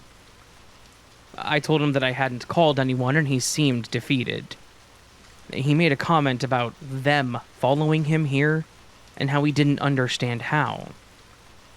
But then, he held up, of all things, the bug traps, which were just glue slides, and said this'll help. I know, I was expecting some comedic joke with the foil, but instead, the bug traps seemed to be the clutch. So, he finally managed to scrounge up enough cash, but he also threw down some non-US currency, which was pretty strange. I don't remember what it was now, though. After he paid, he shook my hand saying that it was nice to meet me, and then apologized for bringing them there. I asked him what he meant by that, and he leaned in and said, "Them. You know who I'm talking about." Then explained how I just needed to hide if they showed up, and that they can't see me in the cold, so I should hide in the freezer. I remember pulling my hand away from him, and he stepped back saying that he should go quickly, and then left the store. I watched him go back to his car. He opened up a few traps and put them on the hood of the car, fastened there with some kind of tape that he had pulled out. He then covered his windows with the foil and then balled it up and shoved it in his wheel well. The entire time, he would stop and look around to see if he was being watched. I remember thinking, this guy has to be insane. I've clearly never seen him before. He was in a car that looked way too advanced, and even though he was messed up and dirty, he was dressed way too nice to be from around here, too. So, why did he choose my gas station? I looked away for less than a minute. I wanted to try to get a picture of the car with the crappy camera we kept under the counter. The owner kept one there to take pictures of damages to the buildings, or items to have proof for write-offs. I wanted to see if I could look up the car later and maybe see the license plate and find out what state they were from. But in the time it took for me to bend over move a few things and grab the camera, I heard a very loud horn and the lights flickered. It sounded like it was right at the building and it startled me. So I looked up, and that car was gone. There was no way, with him being in the middle of doing whatever he was doing, that he could have left that fast. It was hard to believe, and then I was just left there just as confused, and no proof that anything in the past 15 to 20 minutes had happened. Nothing else happened for the rest of the night, at least not physically. No one ever showed up at the station, but I kept getting this weird feeling like someone was going to. I kept feeling like I was being watched, but no one was ever there. I even took a short break outside and walked around the building, but there was no one around, and no sign of anybody. So where did this feeling come from? I remember laughing at myself that this guy came in with his paranoia and left it at my feet. But that feeling just would not go away. I went home that morning and slept harder than I ever had before. When I woke up, everything felt normal. And I didn't feel like I was being watched, thankfully. I did tell my parents about my experience, and they also thought that it was strange, but they chalked it up to a person passing through, probably with mental health issues or possibly drugs. I agreed with them and moved on pretty quickly. But every night I went to work, that feeling would start to come back. So, I decided to humor myself. I pulled out one of the bug traps that he bought, placed it by the door, and then shortly after, that watched feeling actually went away. I felt like I was going crazy. Why would that make the feeling go away? It made no sense. I immediately threw it away, and I swear that feeling came back. I was losing it. I had to be. There wasn't a single bug on that trap, so how did they help? I wish I could give a better ending to this, but honestly, it never went away. I laid out a few traps a few times, and that feeling would go away. I started telling myself that it was just a placebo effect and did my best to ignore it. Until one day I came in, didn't put out any traps, but that feeling wasn't there. I felt like I had finally gotten over it. But then as I was cleaning up the store in the back, I spotted a few traps. But of course they were empty. I hadn't put them there and had no idea who had.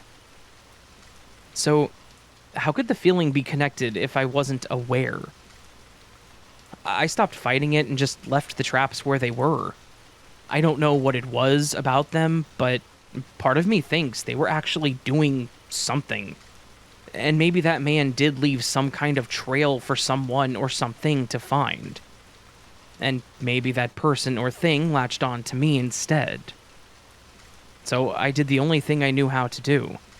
Didn't talk about it, I just dealt with it as I worked there, until another opportunity came up and I quit the gas station, leaving that place and that feeling behind. I never got any actual answers, and I never saw that man again, but boy, I wish I would so I could get some answers.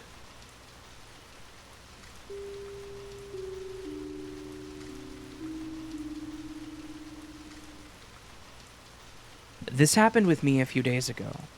When I was returning home late in the evening by subway, or as we call it, the metro, among all the metro stations in our city, one is said to be haunted. That was the one where my family and I were waiting for the last train of the day. It wasn't too late at night, but since it was the last train, the station was not as busy as it usually gets. It was my third visit to the station, and I didn't see or feel anything the previous 2 times. It's common for people to jump in front of running trains, but that doesn't make every station haunted. I couldn't understand why this specific subway station had that kind of a reputation until that day. I was waiting on the platform with 2 family members, and there were a handful of strangers minding their own business. But there was this one girl that appeared weird. She was wearing a plain white gown, her black hair was down, and she didn't have any luggage with her, and she was facing the wide pillar. She appeared odd, but in our city it's not uncommon to encounter crazy people in the streets. After staring and gossiping about her for a minute, we shifted our attention. The last train arrived shortly after, and one of my family members had looked in the other direction as the train headlight was hurting her eyes. That's when she noticed that girl again. I'm glad that she brought our attention to the girl as well, because, although scary, it was my first time experiencing something like this, and I kind of liked the thrill. The bright light fell on her body, and she started to... well, I'm unable to find the right word, but like her entire figure began to fade, dissolve, evaporate. And when the light passed her, it was an empty spot. No girl, no soul. It was freaky as hell, but no one else, besides us three, seemed to have noticed it. It was spooky, but we didn't feel unsettled. The vibe was all okay. Many people have ended their lives in those tracks, and we didn't inquire about it, but that must have been some poor girl who died there. It can't be my imagination, as all three of us witnessed it happening.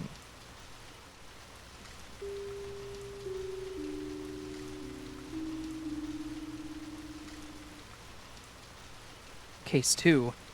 Fortune Lawson's Kidnap/Torture Gang. I don't know a delicate way to say this, but I also don't think it would shatter anyone's worldview when I say that, in recent years, probably longer than even I realize, gang crime has been becoming more common all over the world, but definitely has been an escalating problem in the UK.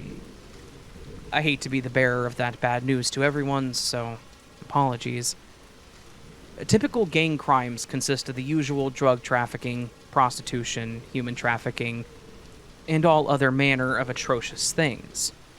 However, one of the more popular club events is in the kidnap and extortion of hapless victims. Usually a group of these members will snag up an unsuspecting person, and then imprison them while extorting the victim's friends and loved ones for ransom money, in exchange for the victim's life. For a lot of gangs, this is a very quick way to make a decent amount of money. Sometimes they can get as much as £100,000 from one ransom. But Fortune Lawson, street name Mills, definitely took things a step further when he began abducting people in order to cash in on some quick money. Authorities have said that it was highly sophisticated. It was targeted, and a well-planned blackmail scheme. Lawson and his cohorts were kidnapping and torturing people as they extorted money from them, their friends, and loved ones. And the torture did hit its own particular level of cruel. They would abduct their victims and restrain them, and then proceed to waterboard, stab, and even unleash a, quote, attack dog on them, all while holding a loaded gun to their head.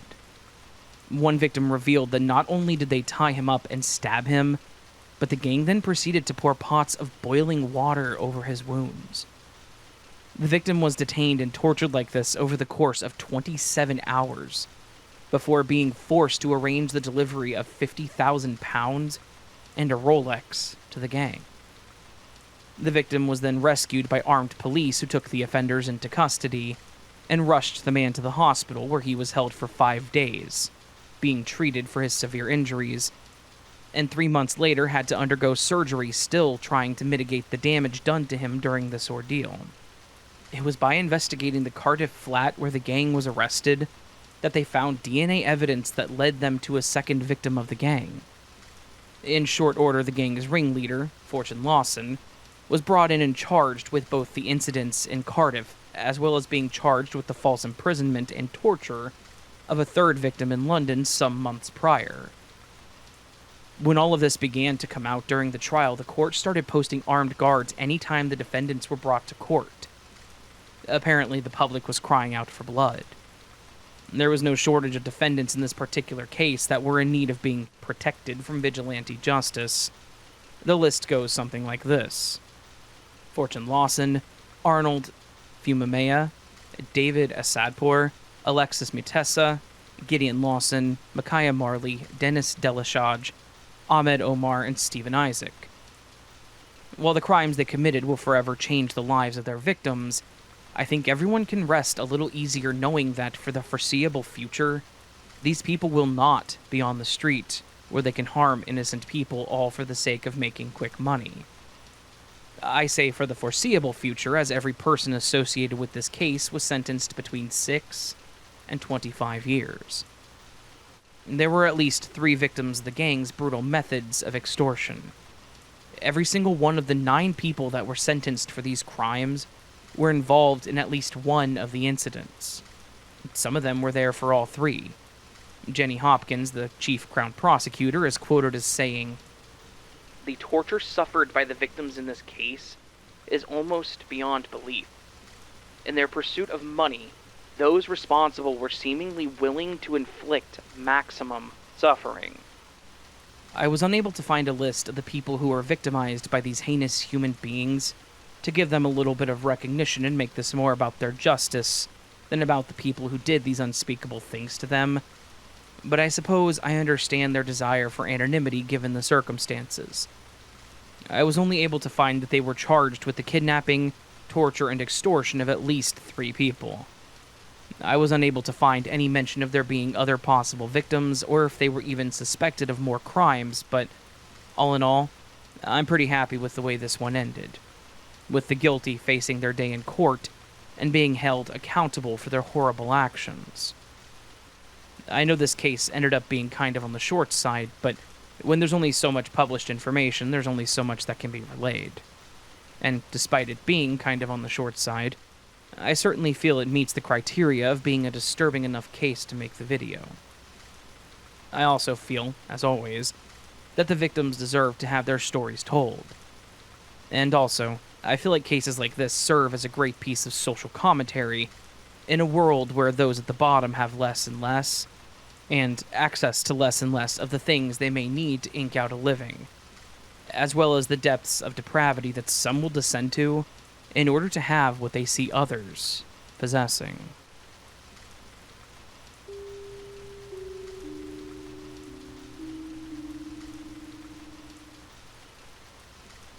Hi, from Minneapolis, and welcome to Minnesota. Thank you. The company I work for used to have me traveling for work a lot.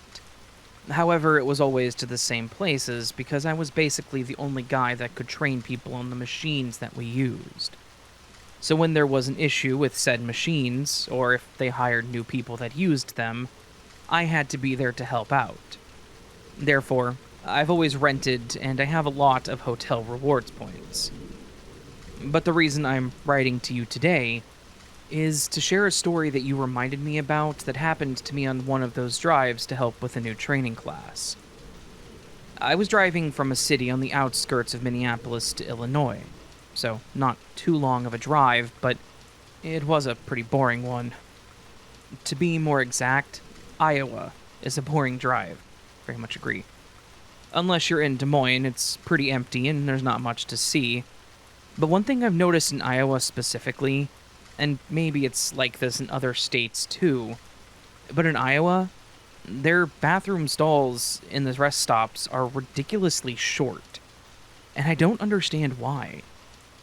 If you haven't been blessed with stopping at a rest stop in Iowa, then maybe this will help. I'm a male and about 5'7", which isn't exactly towering, but in one of those short rest stop stalls, I can literally rest my chin on top of the stall walls without even trying. Even the bottoms are raised higher, leaving maybe a 1.5 foot gap at the bottom. It's like they were designed to cover the important parts, and then everything else was just an afterthought. So anyway, there I was on this drive by myself, when nature called with that intensity that comes from too much coffee and not enough bathroom breaks. I made it just outside Des Moines, not wanting to deal with the traffic, but the closest thing available was a rest stop, so that's where I went. I pulled into one of those typical rest stop areas, and from the outside it looked totally normal. There were some old picnic tables that looked like they hadn't been used or treated since the early 90s. There was a semi parked in the truck area and a beat-up-looking sedan that looked like it had seen better decades. There was the small brick building where the restrooms were with those high fluorescent lights that make everyone look like they're dying. and the old hand dryers that do nothing but lightly breathe on you. I walked into the men's side that had the 3 urinals, 3 stalls, and the smell of industrial strength disinfectant, mixed with something less pleasant. Basically, it was your normal side of the road rest stop. It seemed empty, which was even better, so I picked the middle stall, noting again how absurdly short these things were. I have a smartwatch that connects to my phone, so when I felt my watch buzz, I looked at it. And that's when something changed. The light above me seemed to dim, like a shadow had passed overhead, but that didn't make any sense. I was inside of a windowless building with lights and definitely no sunroof, so I looked up. There was a guy staring straight down at me from above the stall partition. Eyes wide, unblinking, and locked onto mine. And to further add that this was not just some nosy or accidental glance over the wall, he had this unsettling smile. Not friendly or embarrassed like you would expect from someone who accidentally looked over a stall. No, this was deliberate. Like, predatory. His hands were gripping the top of the partition, like he had just been hanging there watching for God knows how long. For a split second, we just stared at each other, not knowing what to do, or more so just trying to process what I was seeing. Until my fight or flight response finally decided to kick in. This was creepy and unsettling and just really confusing for me. I hope none of you have been in a similar situation, but how exactly does one handle that situation? I had to try and, finish what I was doing, but also to get this man to stop staring at me.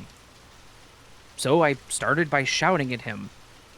I remember using some very not so nice words and telling him to get the F away from me. But the guy didn't even flinch. He just continued staring at me and smiling.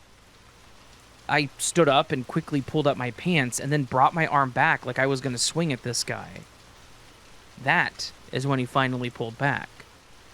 He looked back into his own stall and said in an almost disappointed tone, "Oh, sorry.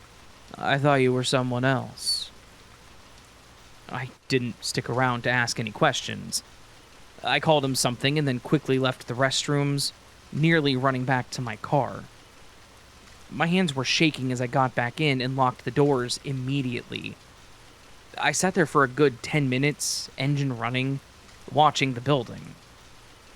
I wanted to see this guy that thought it was perfectly normal to watch people in those moments. The thing is, he never came out. So, after about 10 minutes of waiting, I had calmed down enough and told myself that I just needed to get out of there, and I left. It wasn't until I was back on the road and thinking the whole thing over when it finally hit me. No lie, he said, "I thought you were someone else." Who the hell exactly was he expecting to find in the men's restroom at a rest stop on some random evening? Was that something he just frequently did? Did he know someone else that was supposed to be there? But then I started thinking more like, what if he thought he was in the women's stalls? Was that his intention?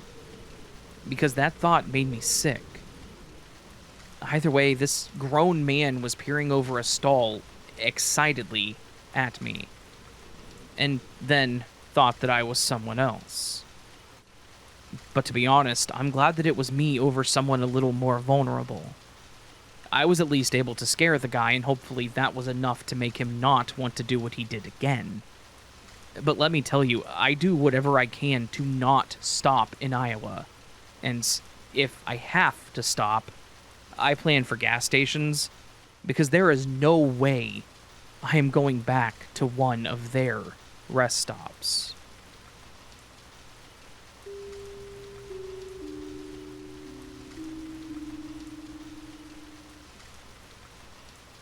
I'm a newer listener to the podcast, but I've been listening to the glitch stories nonstop since discovering As the Raven Dreams. This experience isn't a glitch, though. I want to share a story about a physical sign I received from beyond during my late teens. My sister and I were still living at home. We lived about 45 minutes from the nursing home that my maternal grandmother had been moved to. Inevitably, we received the call, and my mom, sister, and I bundled into the car and headed out to be with her. I had never experienced death up close. Upon arrival at the home, I became so uncomfortable with the idea of being in the room at the time of death, especially with my distraught mother crying, which she rarely ever did, and my sister short of temper, that I finally left the room and sat in the car. I felt useless. As I sat in the car, feeling overwhelmed with guilt and afraid that I'd be seen as abandoning my family, I began wondering when I should return to the room. I didn't want to inadvertently witness the death, yet I didn't want to arrive late and appear uncaring. I'm not religious, but I asked for a sign.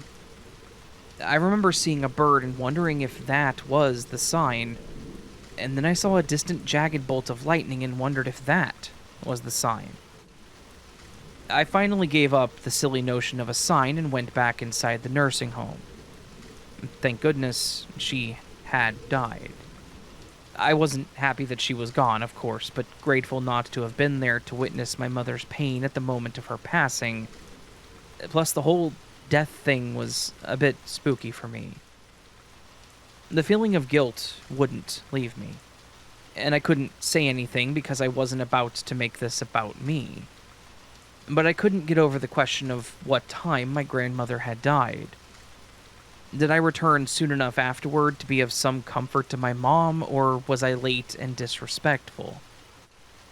On the highway home, I was in mental anguish, so I just stared out the passenger window in this sad, quiet car, overwhelmed with the thought of what time my grandmother had died. I guess I didn't know what else to do.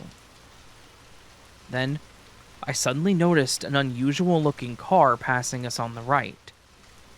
It was a powder blue and looked like something from the 1950s, although it appeared to be in new condition.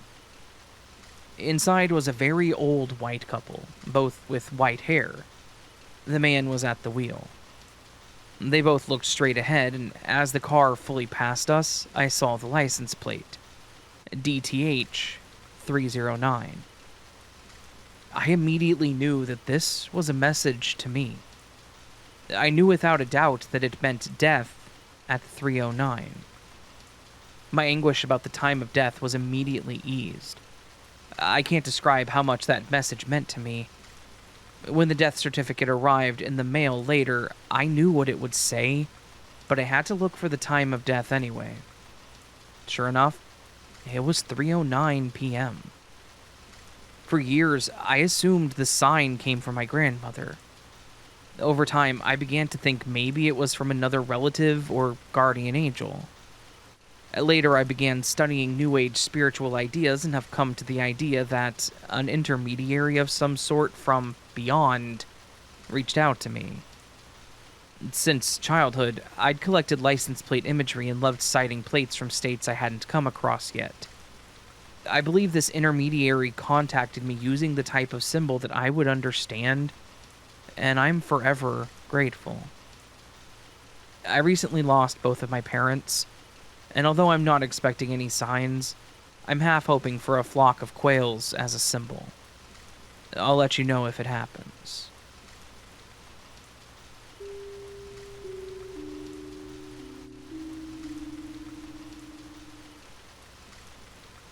This was something that happened quite some time ago, but I think it was about 2003 or 2004, back when all those random online chat rooms were really popular.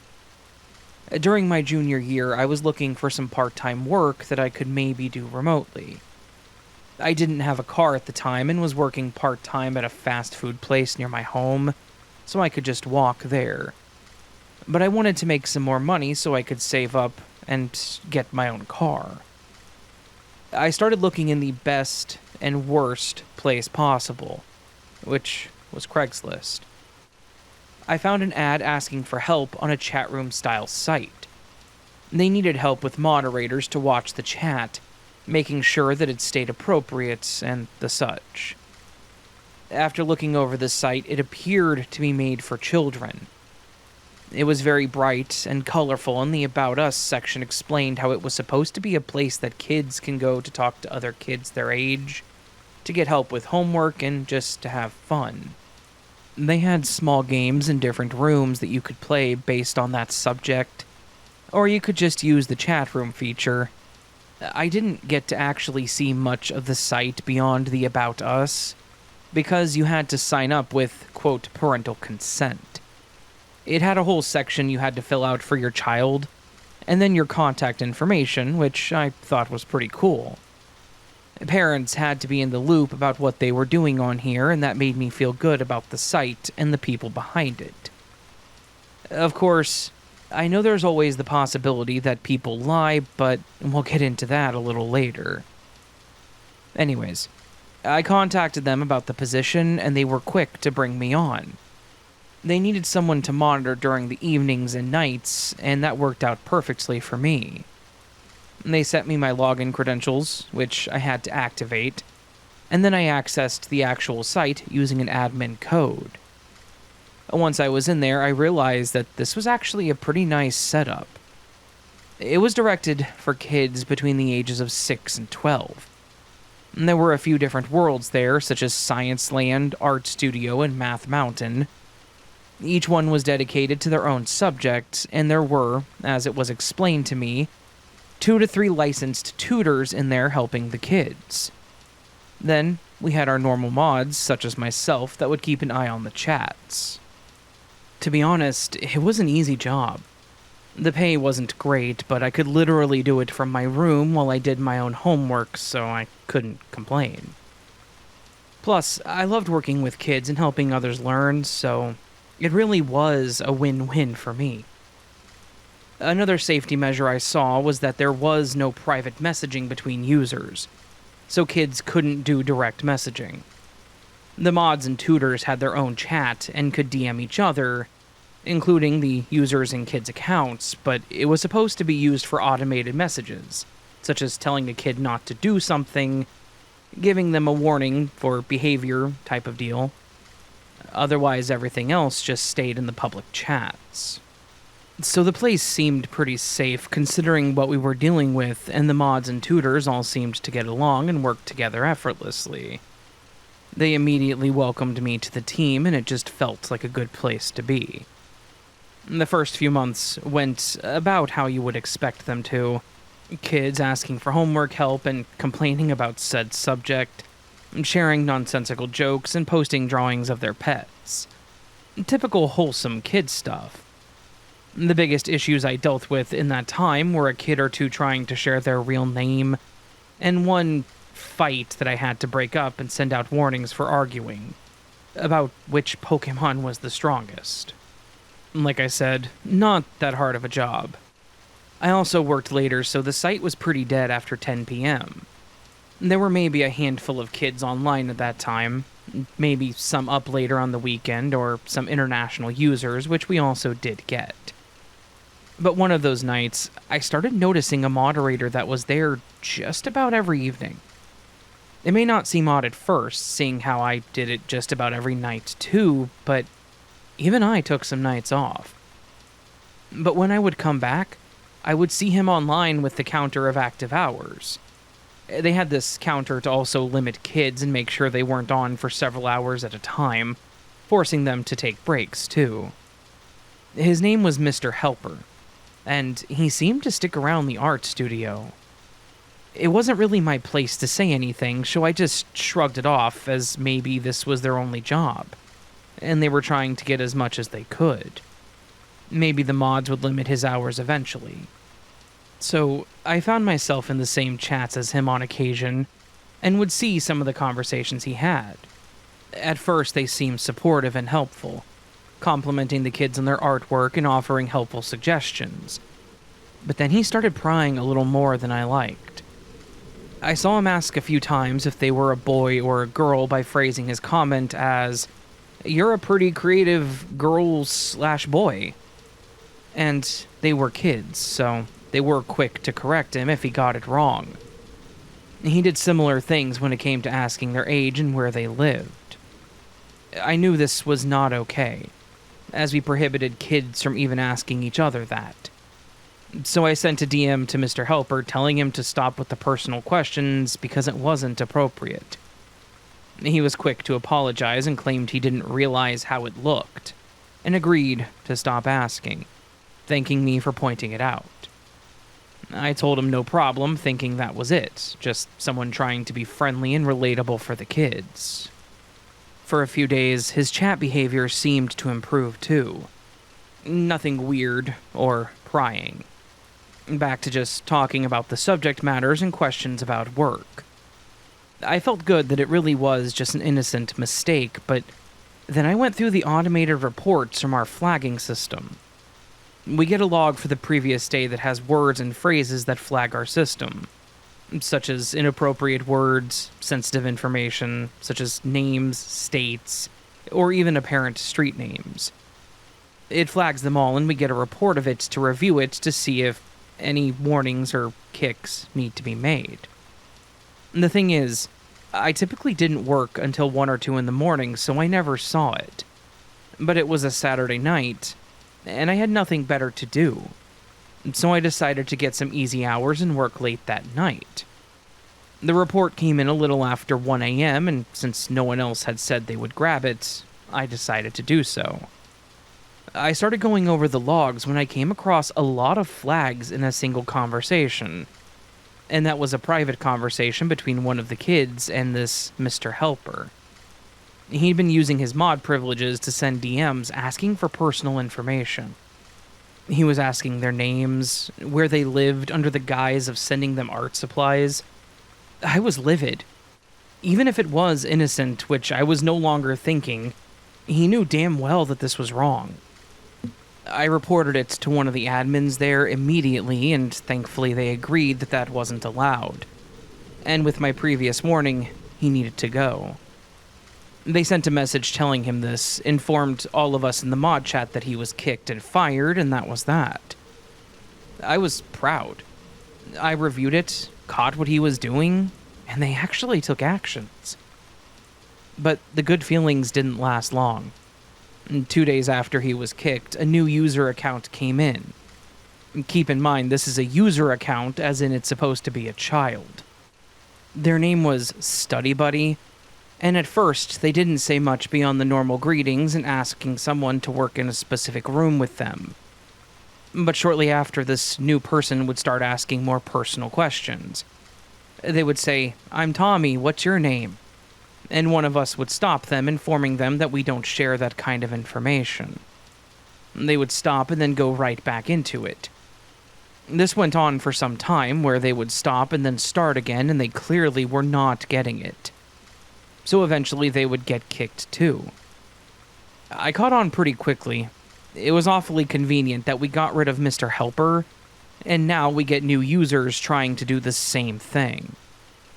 I had no way to prove it, but I was pretty confident that it was the same guy. I just kept reporting them and got them kicked one after another like some weird game of whack-a-mole. Finally, it seemed to stop, so I could let up some. And then we got a new mod that, to be honest, seemed like they tried too hard. I thought maybe that was just me being an ass as a teenager, but they quickly solidified it for me.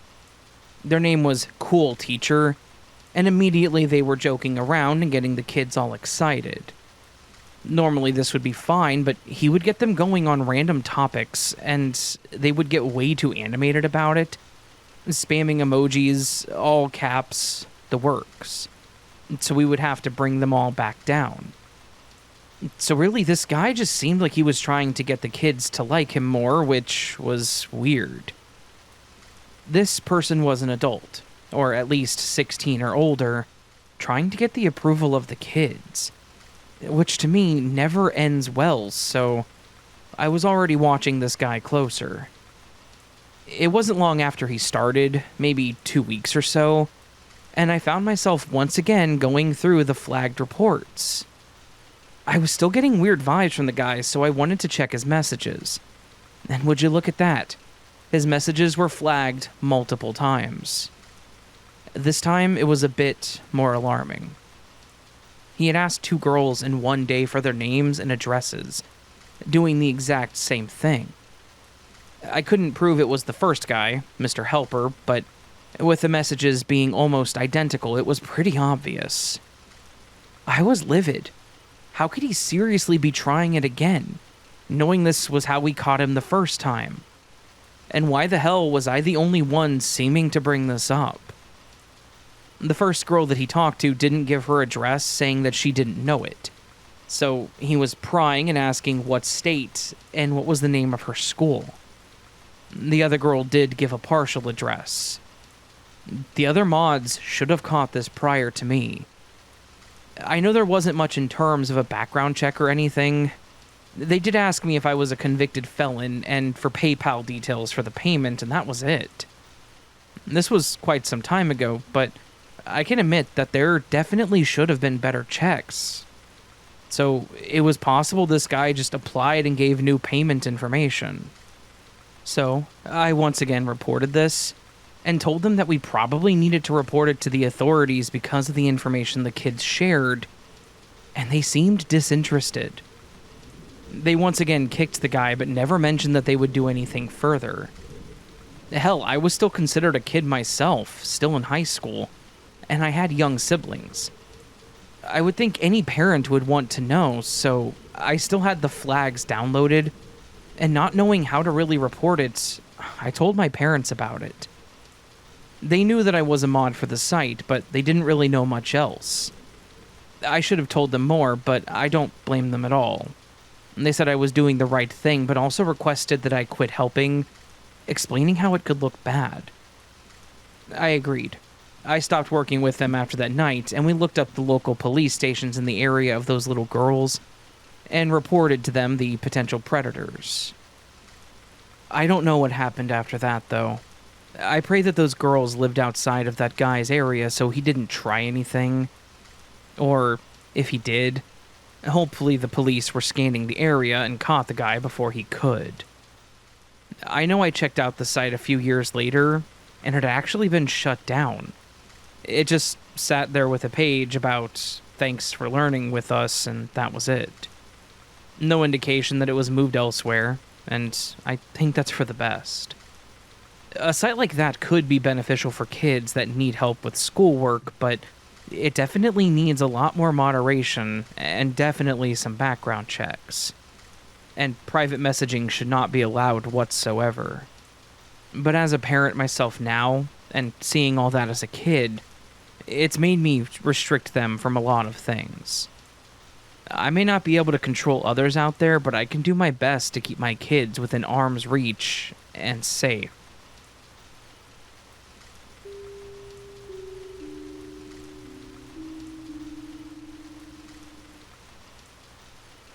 This all happened when I was probably about 20 years old, and everything in this story is 100% true. My boyfriend at the time, now husband, Tyler, and I were home alone at my mom's house. I do want to mention at this time that we had been regularly trying to astral project with no luck, which may have made me more vulnerable. We were hanging out outside, and upon coming back into the house, I told him that I was going to go upstairs to shower, and he went down to the basement to play video games. I headed to the stairs. I took one step, and instantly this wave of heaviness and almost lightheadedness came over me. I have no health or mental health conditions, don't do drugs, and had not been drinking. As I slowly made my way up the stairs, the air felt heavy and dark. I had to practically drag myself up the stairs while holding on to the railing, feeling heavy and just very weird and not myself. After what felt like forever, I made it to the bathroom to shower. I went to brush my teeth, and I couldn't even manage to grab my toothbrush before I looked at myself in the mirror. The person that I saw in the mirror was not me, but I could not take my eyes off of her or it. It looked almost just like me, but I knew that it wasn't me. I felt that I could see something else peering out from behind where my eyes should have been. Like my soul was not the only thing in my body. It's hard to explain the sheer dread and simultaneously the compulsion to stare and not look away. I forgot all about showering or using the bathroom for any other purpose. I was utterly sucked into the mirror and what I was seeing. The creature that was not me began to talk to me using my voice box, but not at all my voice. It said all sorts of vile, disturbing, and perverted things to me. It touched me against my will, and it didn't feel like my own touch. All of this was happening, and I could still not break away from my mirror trance. And time seemed to have no meaning, as later I realized this went on for hours, most likely. Luckily, eventually, I was able to yank myself away from the bathroom counter and move my gaze away from this terrifying staring contest. I dragged my body with so much effort, I felt that I only had partial control over it, over to my bed, which was only about 20 steps from the bathroom.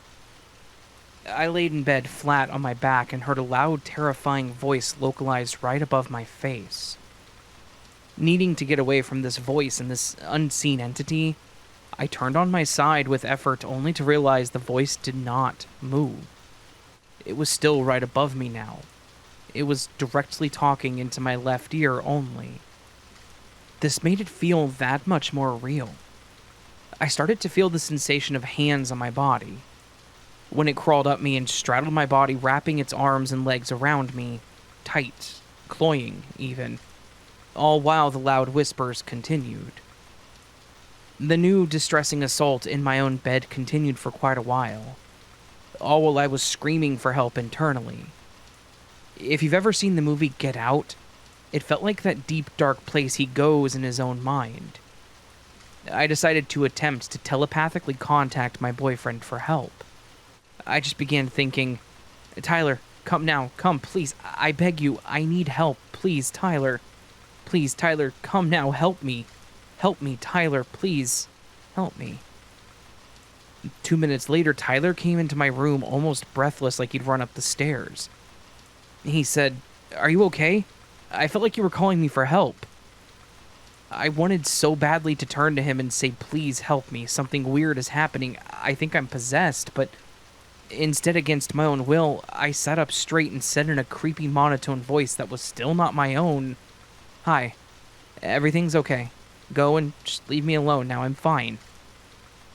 I said this unwillingly, but the real me deep was screaming for help, crying and pleading for his help, for him to just stay with me. Then he said, "Okay, well, you're creeping me out, so I'm gonna go." Just, "No, please don't go." Now, I was all alone again, crying internally for help and for it to go away. I'm agnostic, but still I prayed silently for any higher power to please help me, to save me. The whispers were insistent, but somehow I ended up falling asleep. The next morning, I was surprised to have woken up okay and back to being myself again, despite having a fear of mirrors and feeling pretty cool about this telepathic ability. Nothing like this ever happened again, and I still, to this day, have no idea what this was. If any listeners have any idea about what this may be, please let me know on the subreddit. 2 years later, in our new apartment, my boyfriend was going to the bathroom while I was brushing my teeth and doing my hair, and I looked at the back of my head. It turned around with a small handheld mirror. While looking in the reflection of the other mirror's reflection, I caught Tyler's reflection. He turned to look at me in the mirror, his head seemingly turned at an unnatural angle, and he smiled. The creepiest, most demonic smile ever. I screamed and yelled at him, asking why he was freaking me out like that. He persisted and even insisted that, to this day, he did not look at me in the mirror like that. I wonder if that was the thing of the past showing itself again. Thank you, Raven, for reading. I'm obsessed with your podcast, and your voice is so cozy. You make me feel like a kid again at a bonfire telling scary stories. Thank you very much for that.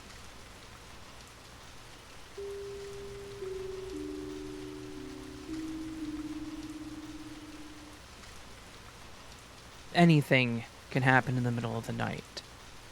In the old Cherokee culture, the night was the domain of the spirits and was not to be intruded upon by mortals who claimed dominion over the day. And indeed, over the long history of humanity, bad things tend to happen more frequently to those that dare to brave it, and its many mysteries and horrors.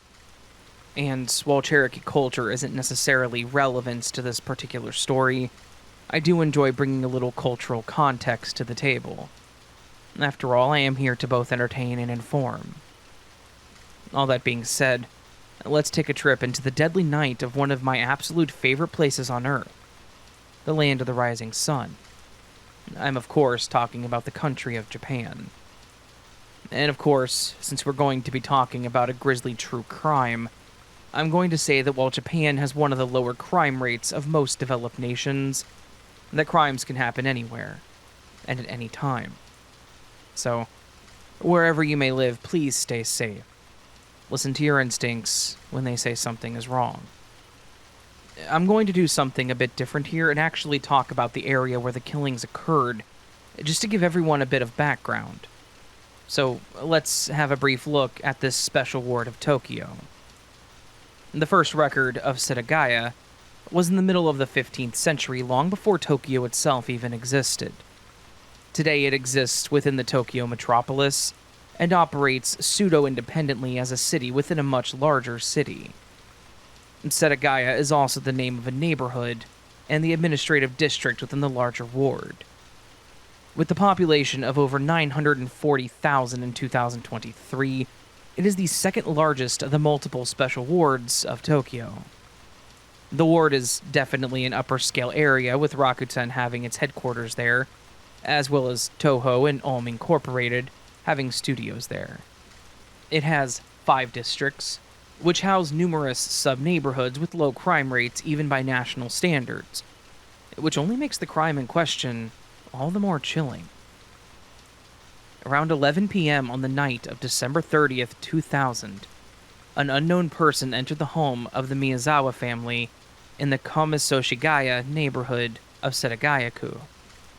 Over the following hours into December 31st, this assailant would end the lives of 4 people. The horror began to unfold around 10:40 a.m. on December 31st, when the mother of 44-year-old Mikio Miyazawa entered the home and discovered the grisly scene. As well as Mikio, she found the bodies of 41-year-old Yasuko, 8-year-old Nina, and 6-year-old Rei. When the police arrived and began their investigation, they quickly found a lot of evidence. The killer had not been terribly careful in his conduct following the murders, and it was evident that he had spent several hours in the home, making himself quite comfortable and enjoying some of the amenities in the Miyazawa family home. It wasn't long before they came up with a fairly clear picture of just what had transpired overnight in the Miyazawa household. At some point between 11 and 11:59 on December 30th, someone climbed the fence of the backyard, climbed on top of the air conditioning unit, and cut open the second-floor bathroom screen and entered the home. On the second story, they found young Ray asleep in his bedroom, and they ended the poor boy's life by strangling him as he slept. And some people theorize that Mikio had heard some kind of disturbance upstairs and found the killer in Ray's room, where a struggle ensued. Regardless of whether there had been any audible commotion from upstairs, Mikio did have a melee with the killer, and her life was ended by a knife wound to the head. The force of the stab actually broke the tip of the knife off. The killer would go on to attack Yasuko and Nina with the broken knife before taking a knife from their own kitchen and ending their lives with it. Now, the true audacity of the killer really begins to shine through from this point on, as he went to help himself to the food from the family's kitchen, used their internet for a few minutes, and even took the time to ransack the home, although not much was stolen. A small amount of money was missing, but the amount left behind was much greater than what was taken. The killer even took the time to relieve himself in the bathroom without flushing the toilet, and treated whatever injuries he had sustained in his fight with Mikio, leaving no small amount of his DNA behind at the scene. Also left behind was the murder weapon, a sashimi knife with the tip broken off, a scarf, a hip bag, shirt, gloves, jacket, and hat. There's also some speculation that the killer took a nap on the second floor sofa and then exited the house prior to Mikio's mother arriving. Although, as I said, this is pure speculation. While the police were certainly able to get their hands on the killer's DNA, there has never been any luck in actually identifying who the DNA belonged to. And while there have been clues that suggest who the perpetrator was, they have never actually produced or apprehended a single suspect in this case, which is astounding when we look at all the evidence they had to work with. Among the first things the police found were footprints in the mud leading away from the Miyazawa home. There was the fecal matter left behind in the bathroom, numerous samples of blood belonging to the killer, and then there was the clothing and weapon that had been left behind. The police were able to learn a lot from the articles left. The clothing and knife had been purchased in Kanagawa Prefecture, and the shirt was particularly telling because only 130 units of that particular shirt had been produced and sold, although police were only ever able to track down a dozen of those people. The hip bag also yielded some very interesting clues, namely in trace amounts of sand that were actually traced all the way back to Edwards Air Force Base, as well as sand that came from a skate park in Japan, while the shoes were made in South Korea but marketed by a British sports shoe company. Due to the sheer physicality required to enter the Miyazawa home and commit the murders themselves, police had originally estimated the killer to be 15 to 35 years old. But as of 2019, they have narrowed that estimate down to 15 to 24.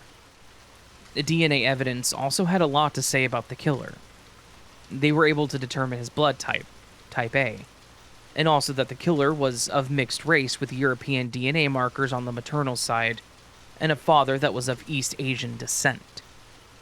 The European markers are theorized to be from a distant ancestor rather than a mother that was full-blooded European, as the Y chromosome present also showed haplogroup most commonly found in those of East Asian descent, about 1 in 4 Koreans, 1 in 10 Chinese, and 1 in 13 Japanese. Since it seemed that their killer may not even be Japanese, and had possibly already fled the country, Japan began reaching out to various international law enforcement agencies for help. And this, to date, is one of the largest criminal investigations ever launched in Japan. Operation Roller was launched, which entailed officers, including those who usually did things like riot control, being called in to collect fingerprints from the locals. In the years since the tragedy, over 200,000 investigators have collected and analyzed over 12,000 articles of evidence in the case, with a 20 million yen reward still being offered for any information resulting in the capture of the killer. The legacy of this case is very far-reaching as, at the time, it caused Japan to remove the statute of limitation on cases that qualify for the death penalty, which was removed in 2010.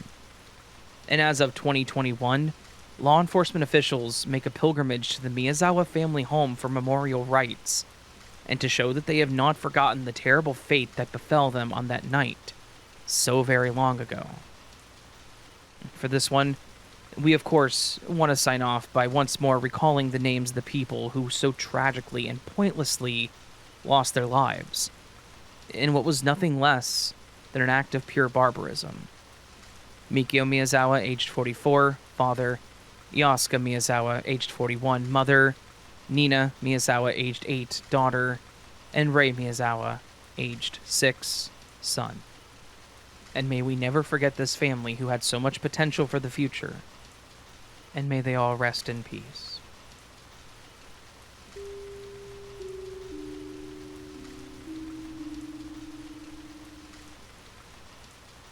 Hey, I just wanted to tell you about a few times that I encouraged some weird things.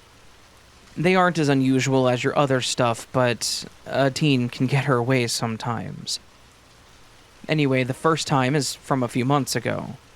Me and my older sister, let's call her Macy, were in my room at my dad's house after school. We were just talking about something and she suddenly asked, "Do you want to try to talk to the ghosts here?" I nodded, not knowing exactly how it would work. Macy sat beside me and kind of summoned the ghost. I knew because it took over my voice and body. It was like it possessed me without doing anything. She asked a few questions, and the answers were vague, mostly.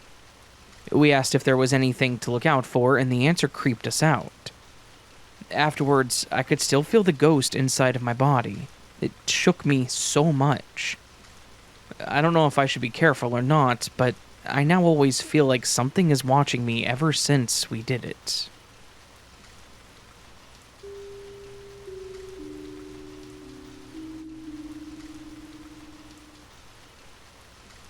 Just a few years ago, my daughter and I took a road trip from our home in Kentucky to see my sister and her little family in Florida. She had just had her third kid, and her oldest was just a few months older than my daughter. Our kids got to play together for a little while before they moved to Florida, but they had been so young that they didn't have much memory of it. I wanted her to know her cousins, and my nieces and nephews, so I was excited to go see them. I was far from wealthy, but I wasn't struggling and plane tickets were too expensive, so I just decided we could drive there. I hadn't done something like this with my daughter yet, so I thought it could be fun with the two of us, and just seeing how she would handle it. She was 9 at the time, so still pretty young, but she's also very observant and a curious child, so I knew it would be entertaining the whole way through. We got the car packed up the night before and then left the next morning around 6 a.m. The drive was going to be a minimum of 10 hours, but I knew that we would have to stop a few times, which would add to it, and that was fine. I was hoping we might come across some interesting places to stop along the way, too. The drive started out smoothly. My daughter, Maggie, was still in and out of sleep in the first hour or so, which helped me get out of the city quickly.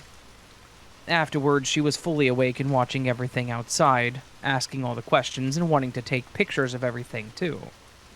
So we were having a lot of fun. But, as kids do, she did start to get a little restless. So I looked for a rest stop for us to stop at and have a little lunch. I had packed a cooler full of sandwiches and lots of snacks for us to eat along the way, so I thought we could stretch out and have lunch there. We stopped right outside of Atlanta, Georgia, and the place even looked pretty nice. There were a few other cars in the parking lot and people walking around. There were some picnic tables covered by gazebos, so I suggested that we have lunch there. When we pulled in, I had my windows cracked as it was a nice day, so I could hear the small bantering from others around us. But I could also hear a man talking that was close to the building. He had one of those reflective vests on with the black shirt underneath and khakis. He was right by the entrance to the building and facing out towards the grassy area, just talking. At first glance, I assumed that he was talking to someone standing behind the large bronze statue. I think it was of a woman holding a kid or something like that. It was large enough that I couldn't see anyone or anything on the other side of it. Anyway, I saw him holding one of those long grabber arms and talking, as he would look back towards that statue. We got out of the car and started walking toward the building, and that's when I could really hear the man speaking. It sounded like he was explaining the process for picking up and taking out the trash bags, and he sounded a bit irritated as he spoke. I looked over to see who was getting the stern talking to, and, to my surprise, no one was behind the statue like I thought. A little odd, but I shrugged, thinking maybe it was just him fuming about something being done wrong, or maybe the person he was talking to had walked around the building where I hadn't seen them. Either way, it was none of my concern, so we just entered the building and used the restroom. Once we finished, we left the building and saw the guy still standing nearby and talking to himself, and Maggie chose a table to sit at. We both walked back to my car, me not being comfortable with her being anywhere by herself, and we grabbed our food. We went to Maggie's table of choice, which was close to the statue. I knew she had taken a liking to it, so I wasn't surprised that she chose it. Anyway, we sat at the table and we had our sandwich, chips, and grapes. And that's when I really started paying attention to the worker. He was still constantly talking. I had a clear view of the area now, and this wasn't just muttering to himself. And there was definitely no one else around that he could have been talking to. He would say something, there would be a pause as if someone was talking, and then he would say something again. And before anyone asks, no, he wasn't even wearing some kind of earpiece. We were close enough for me to look at his face and ears when we walked in and out of the building, and as we sat with our lunch and he turned his head. I was having a hard time both keeping an eye on this guy while also paying attention to my daughter. She was talking and asking questions about where we were, but this guy was getting progressively more and more angry. His voice would get louder. He would let out one of those sarcastic, angry laughs, the ones you hear during an argument, like, huh. Unfortunately, the louder he got, the more attention Maggie was starting to pay attention to him. She asked if he was mad and who he was talking to, and I had to explain to her that I didn't know and to just focus on our lunch. But as I tried to ignore him too, he got louder, shouting things like, "Should have listened to I told you no," and some other things. I could see a few people walking around staring at him too, and Maggie was paying full attention. I could tell by her body movements that she was starting to feel uncomfortable, and I didn't like that. So I started putting everything in the bag and asked Maggie to carry her chips and hold my hand as we walked back to the car. We were back on the sidewalk leading to the parking lot when Maggie, being a child, was still staring at this man while he was yelling. He apparently made eye contact with her too when I heard him shout, "You!" and then pointed at us. He started storming toward us, and I yanked Maggie to stay behind me. My heart was pounding as he stopped right in front of us and yelled, "You just don't understand! Nobody does!" And then snatched the bag from me, threw it on the ground, and began stomping on it. I heard Maggie gasp and picked her up to hold her as the man began punching the cement trash can holder over and over. I was frozen in fear, knowing that I needed to take this time to run to my car, but I just couldn't move, and I still hate myself for that. Thankfully, there were other adults there to witness this. Soon, two younger guys ran up to us and stood between the man and us, telling him that he needed to leave. The angry man got in the face of one man, and I feared that I was about to watch a fight. I didn't want Maggie to see it, so I finally broke out of my stupor and dashed to the car. I got Maggie in the back seat, told her to buckle in, and closed the door, locking it. I stood by my door and watched as the two men walked with the angry guy toward the entrance. The angry guy continued to shout, and I heard one of the men tell him to go until the angry guy threw his hands up, flipped the bird, and walked into the building. The three were now inside, and I could just barely see one of the men off to the side. I got in my car and waited, wanting to make sure that everything was okay, and I calmed Maggie down. Shortly after, the two men walked out. One stood by the door, watching where the angry guy entered, and the other one walked down the sidewalk and grabbed my bag that I had forgotten all about. I rolled down the window, and he handed me my now dirty bag with all of our chips crushed, and the rest of our grapes and sandwiches turned to mush. I'm just glad that I only grabbed the 2 sandwiches, and I didn't pull out the entire cooler, so at least we weren't completely without. I thanked the man, and he asked us if we were okay. Maggie wasn't crying anymore and was now playing with one of the dolls that she brought, so I assumed that she was just shaken up a bit. The man explained that the guy obviously worked there, not only based on him trying to clean up and wearing the vest, but he also went into an employee office of some sort, using a code. He said that they were going to call the cops because they were concerned that he may try to do something like that again, or maybe get worse. I agreed, because his actions terrified both of us. And what if he decided to swing on someone instead of the trash bin? I don't know what was wrong with him, and I assumed it was something more than just a bad mood since he was clearly arguing with himself. I thanked him for stepping up and letting us get back to my car, but when he asked if we wanted to make a statement, I declined. I didn't want to be there any longer. I didn't want to scare Maggie anymore, and to be honest, we still had 5 or 6 hours left to drive. He understood, and he made sure we were okay once more before we left. On our way out, I actually saw 2 cops coming from the opposite direction, wondering if they were heading to that rest stop. Once back on the road, Maggie asked a few questions about the men, as expected, and then she was back to her normal self, and even took a nap. I was able to compose myself too and was no longer shaking. The rest of the drive was fine, and even the rest stop that we went to after that was pretty empty, so no interactions with people, thankfully. I kept to gas stations as much as I could. Thankfully, we got to my sister's place with no other issues, and didn't have anything nearly as terrifying happen while we were there.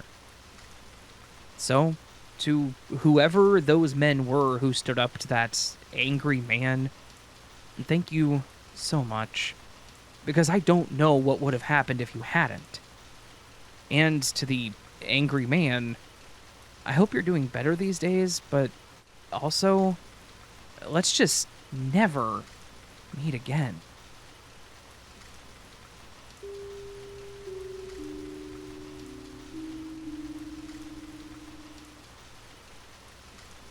Now, I want to start this write-up off a little bit differently than usual, because while I know this won't be going live until August, you are correct, Tom, I'm writing this in July. July 18th, to be exact. And I only make this so specifically known because I picked this case rather arbitrarily. And because at a glance it seemed like an interesting case with some substance to it.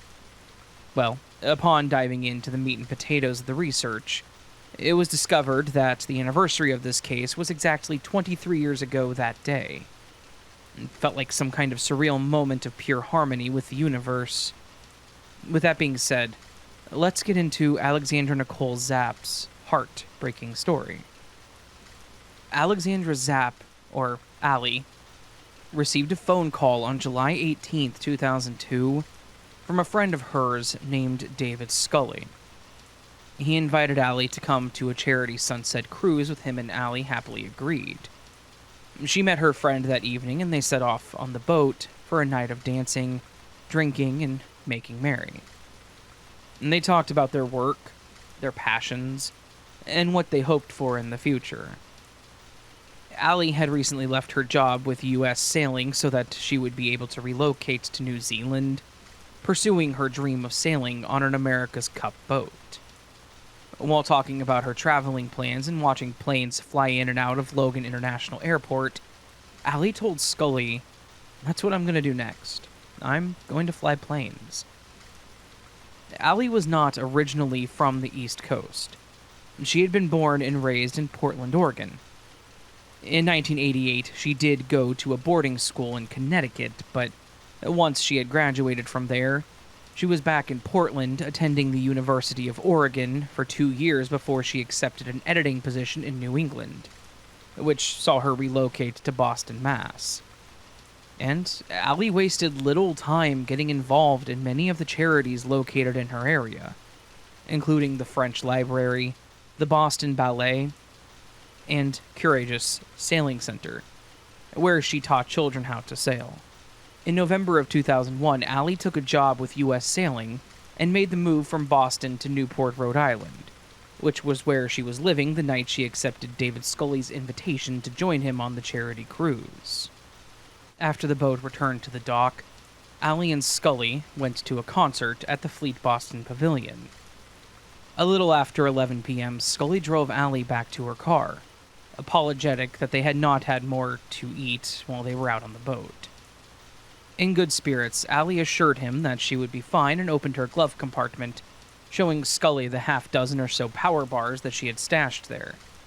Besides, she told Scully, I can always stop at a Burger King on my way back to Newport.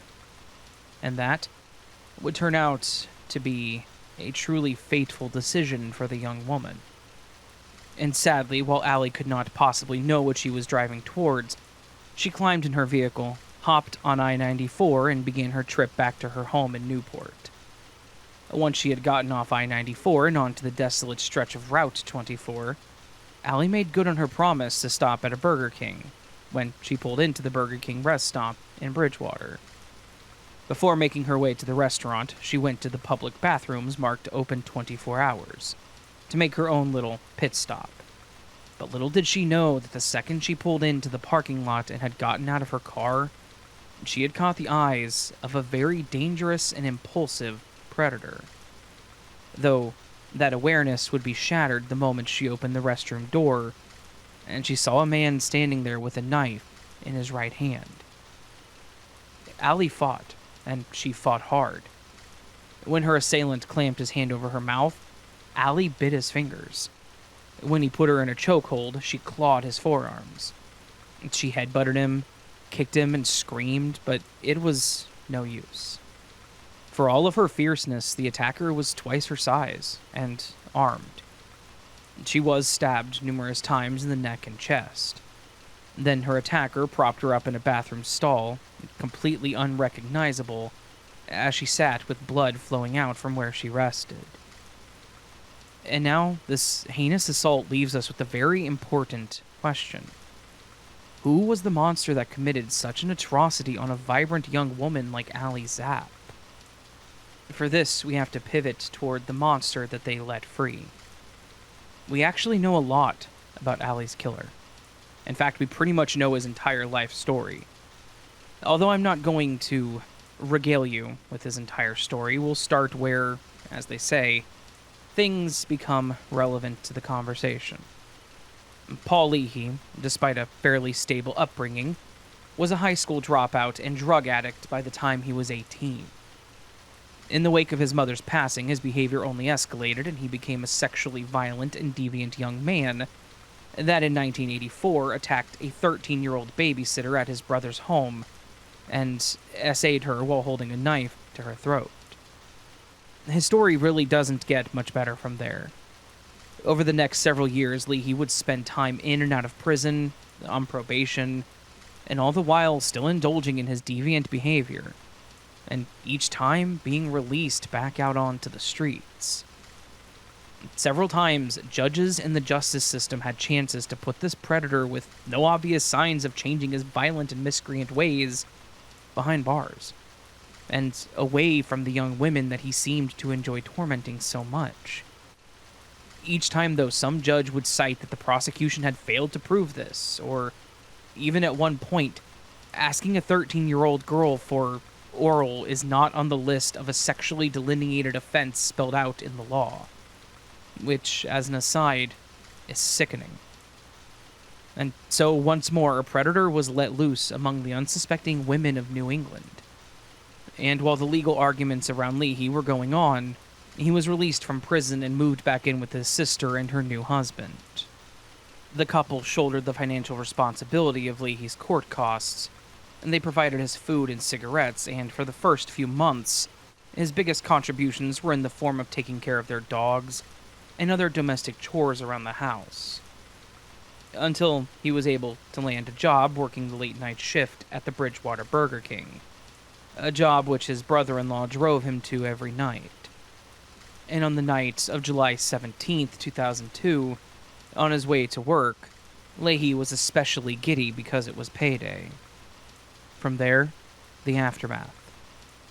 In the moments after the attack on Allie, an off-duty state police officer, Stephen O'Reilly, had heard Allie's last frantic screams, followed by a loud thump, and then rushing water while he was in the nearby men's restroom. He approached the women's restroom with his gun drawn. It didn't take long to spot the river and lakes of blood, and Leahy was standing at the sink with a deranged look in his eyes. When O'Reilly asked what happened, Leahy just said over and over, "I lost it." Of course, Leahy would plead not guilty of the murder, despite having been caught all but in the act. Allie's parents came to the East Coast and set up an office in the Fairmount Copley Plaza Hotel, where they began working with the Plymouth County Sheriff's Office. And this is where a lot of the truly atrocious facts about Leahy's past and the repeated releases after numerous violent crimes against the young women and girls of New England. This particular case also came at a time that was very dangerous for women in the Boston area. Just 2 days before the attack of Allie Zapp, an 18-year-old girl from Chelsea was attacked, bludgeoned, and immolated. Just hours after this, a real estate agent was attacked in the home of a would-be seller. It was also found that of the 18,000 convicted sex offenders in the States, that only 1,000 of them had ever actually been registered as they were supposed to. In court, Leahy's officer was arguing that it was not his client's intent to murder Allie. He was just deciding whether he was going to rob her or not, and his actions were all in a reaction to the situation that had spiraled out of control. Now, please, indulge me for a moment here, as I try to make a little sense of this myself. It sounds like the essence of the argument is that Leahy wanted to rob Allie, and because she fought back in self-defense, that would be why he stabbed her more than 6 times. Any way you slice it, this is a pretty foul argument for anyone to ever try to make. However, I can actually leave this particular case on a bit of a high note. And for all the tragedy that comes out of this story, the shattered lives, the traumatized victims of Lee's past, and the terrible loss of young Allie Zapp's life, there are also some good things that have come of it. Changes that have been made. Oh, and Leahy, yeah, despite his lawyer's scumbag argument, Leahy is finally off the streets for good. He was found guilty of first-degree murder and is still rotting in prison, with no possibility of parole. Beyond this, I don't really have any afterthoughts to add, other than stay vigilant, stay safe, and keep fighting.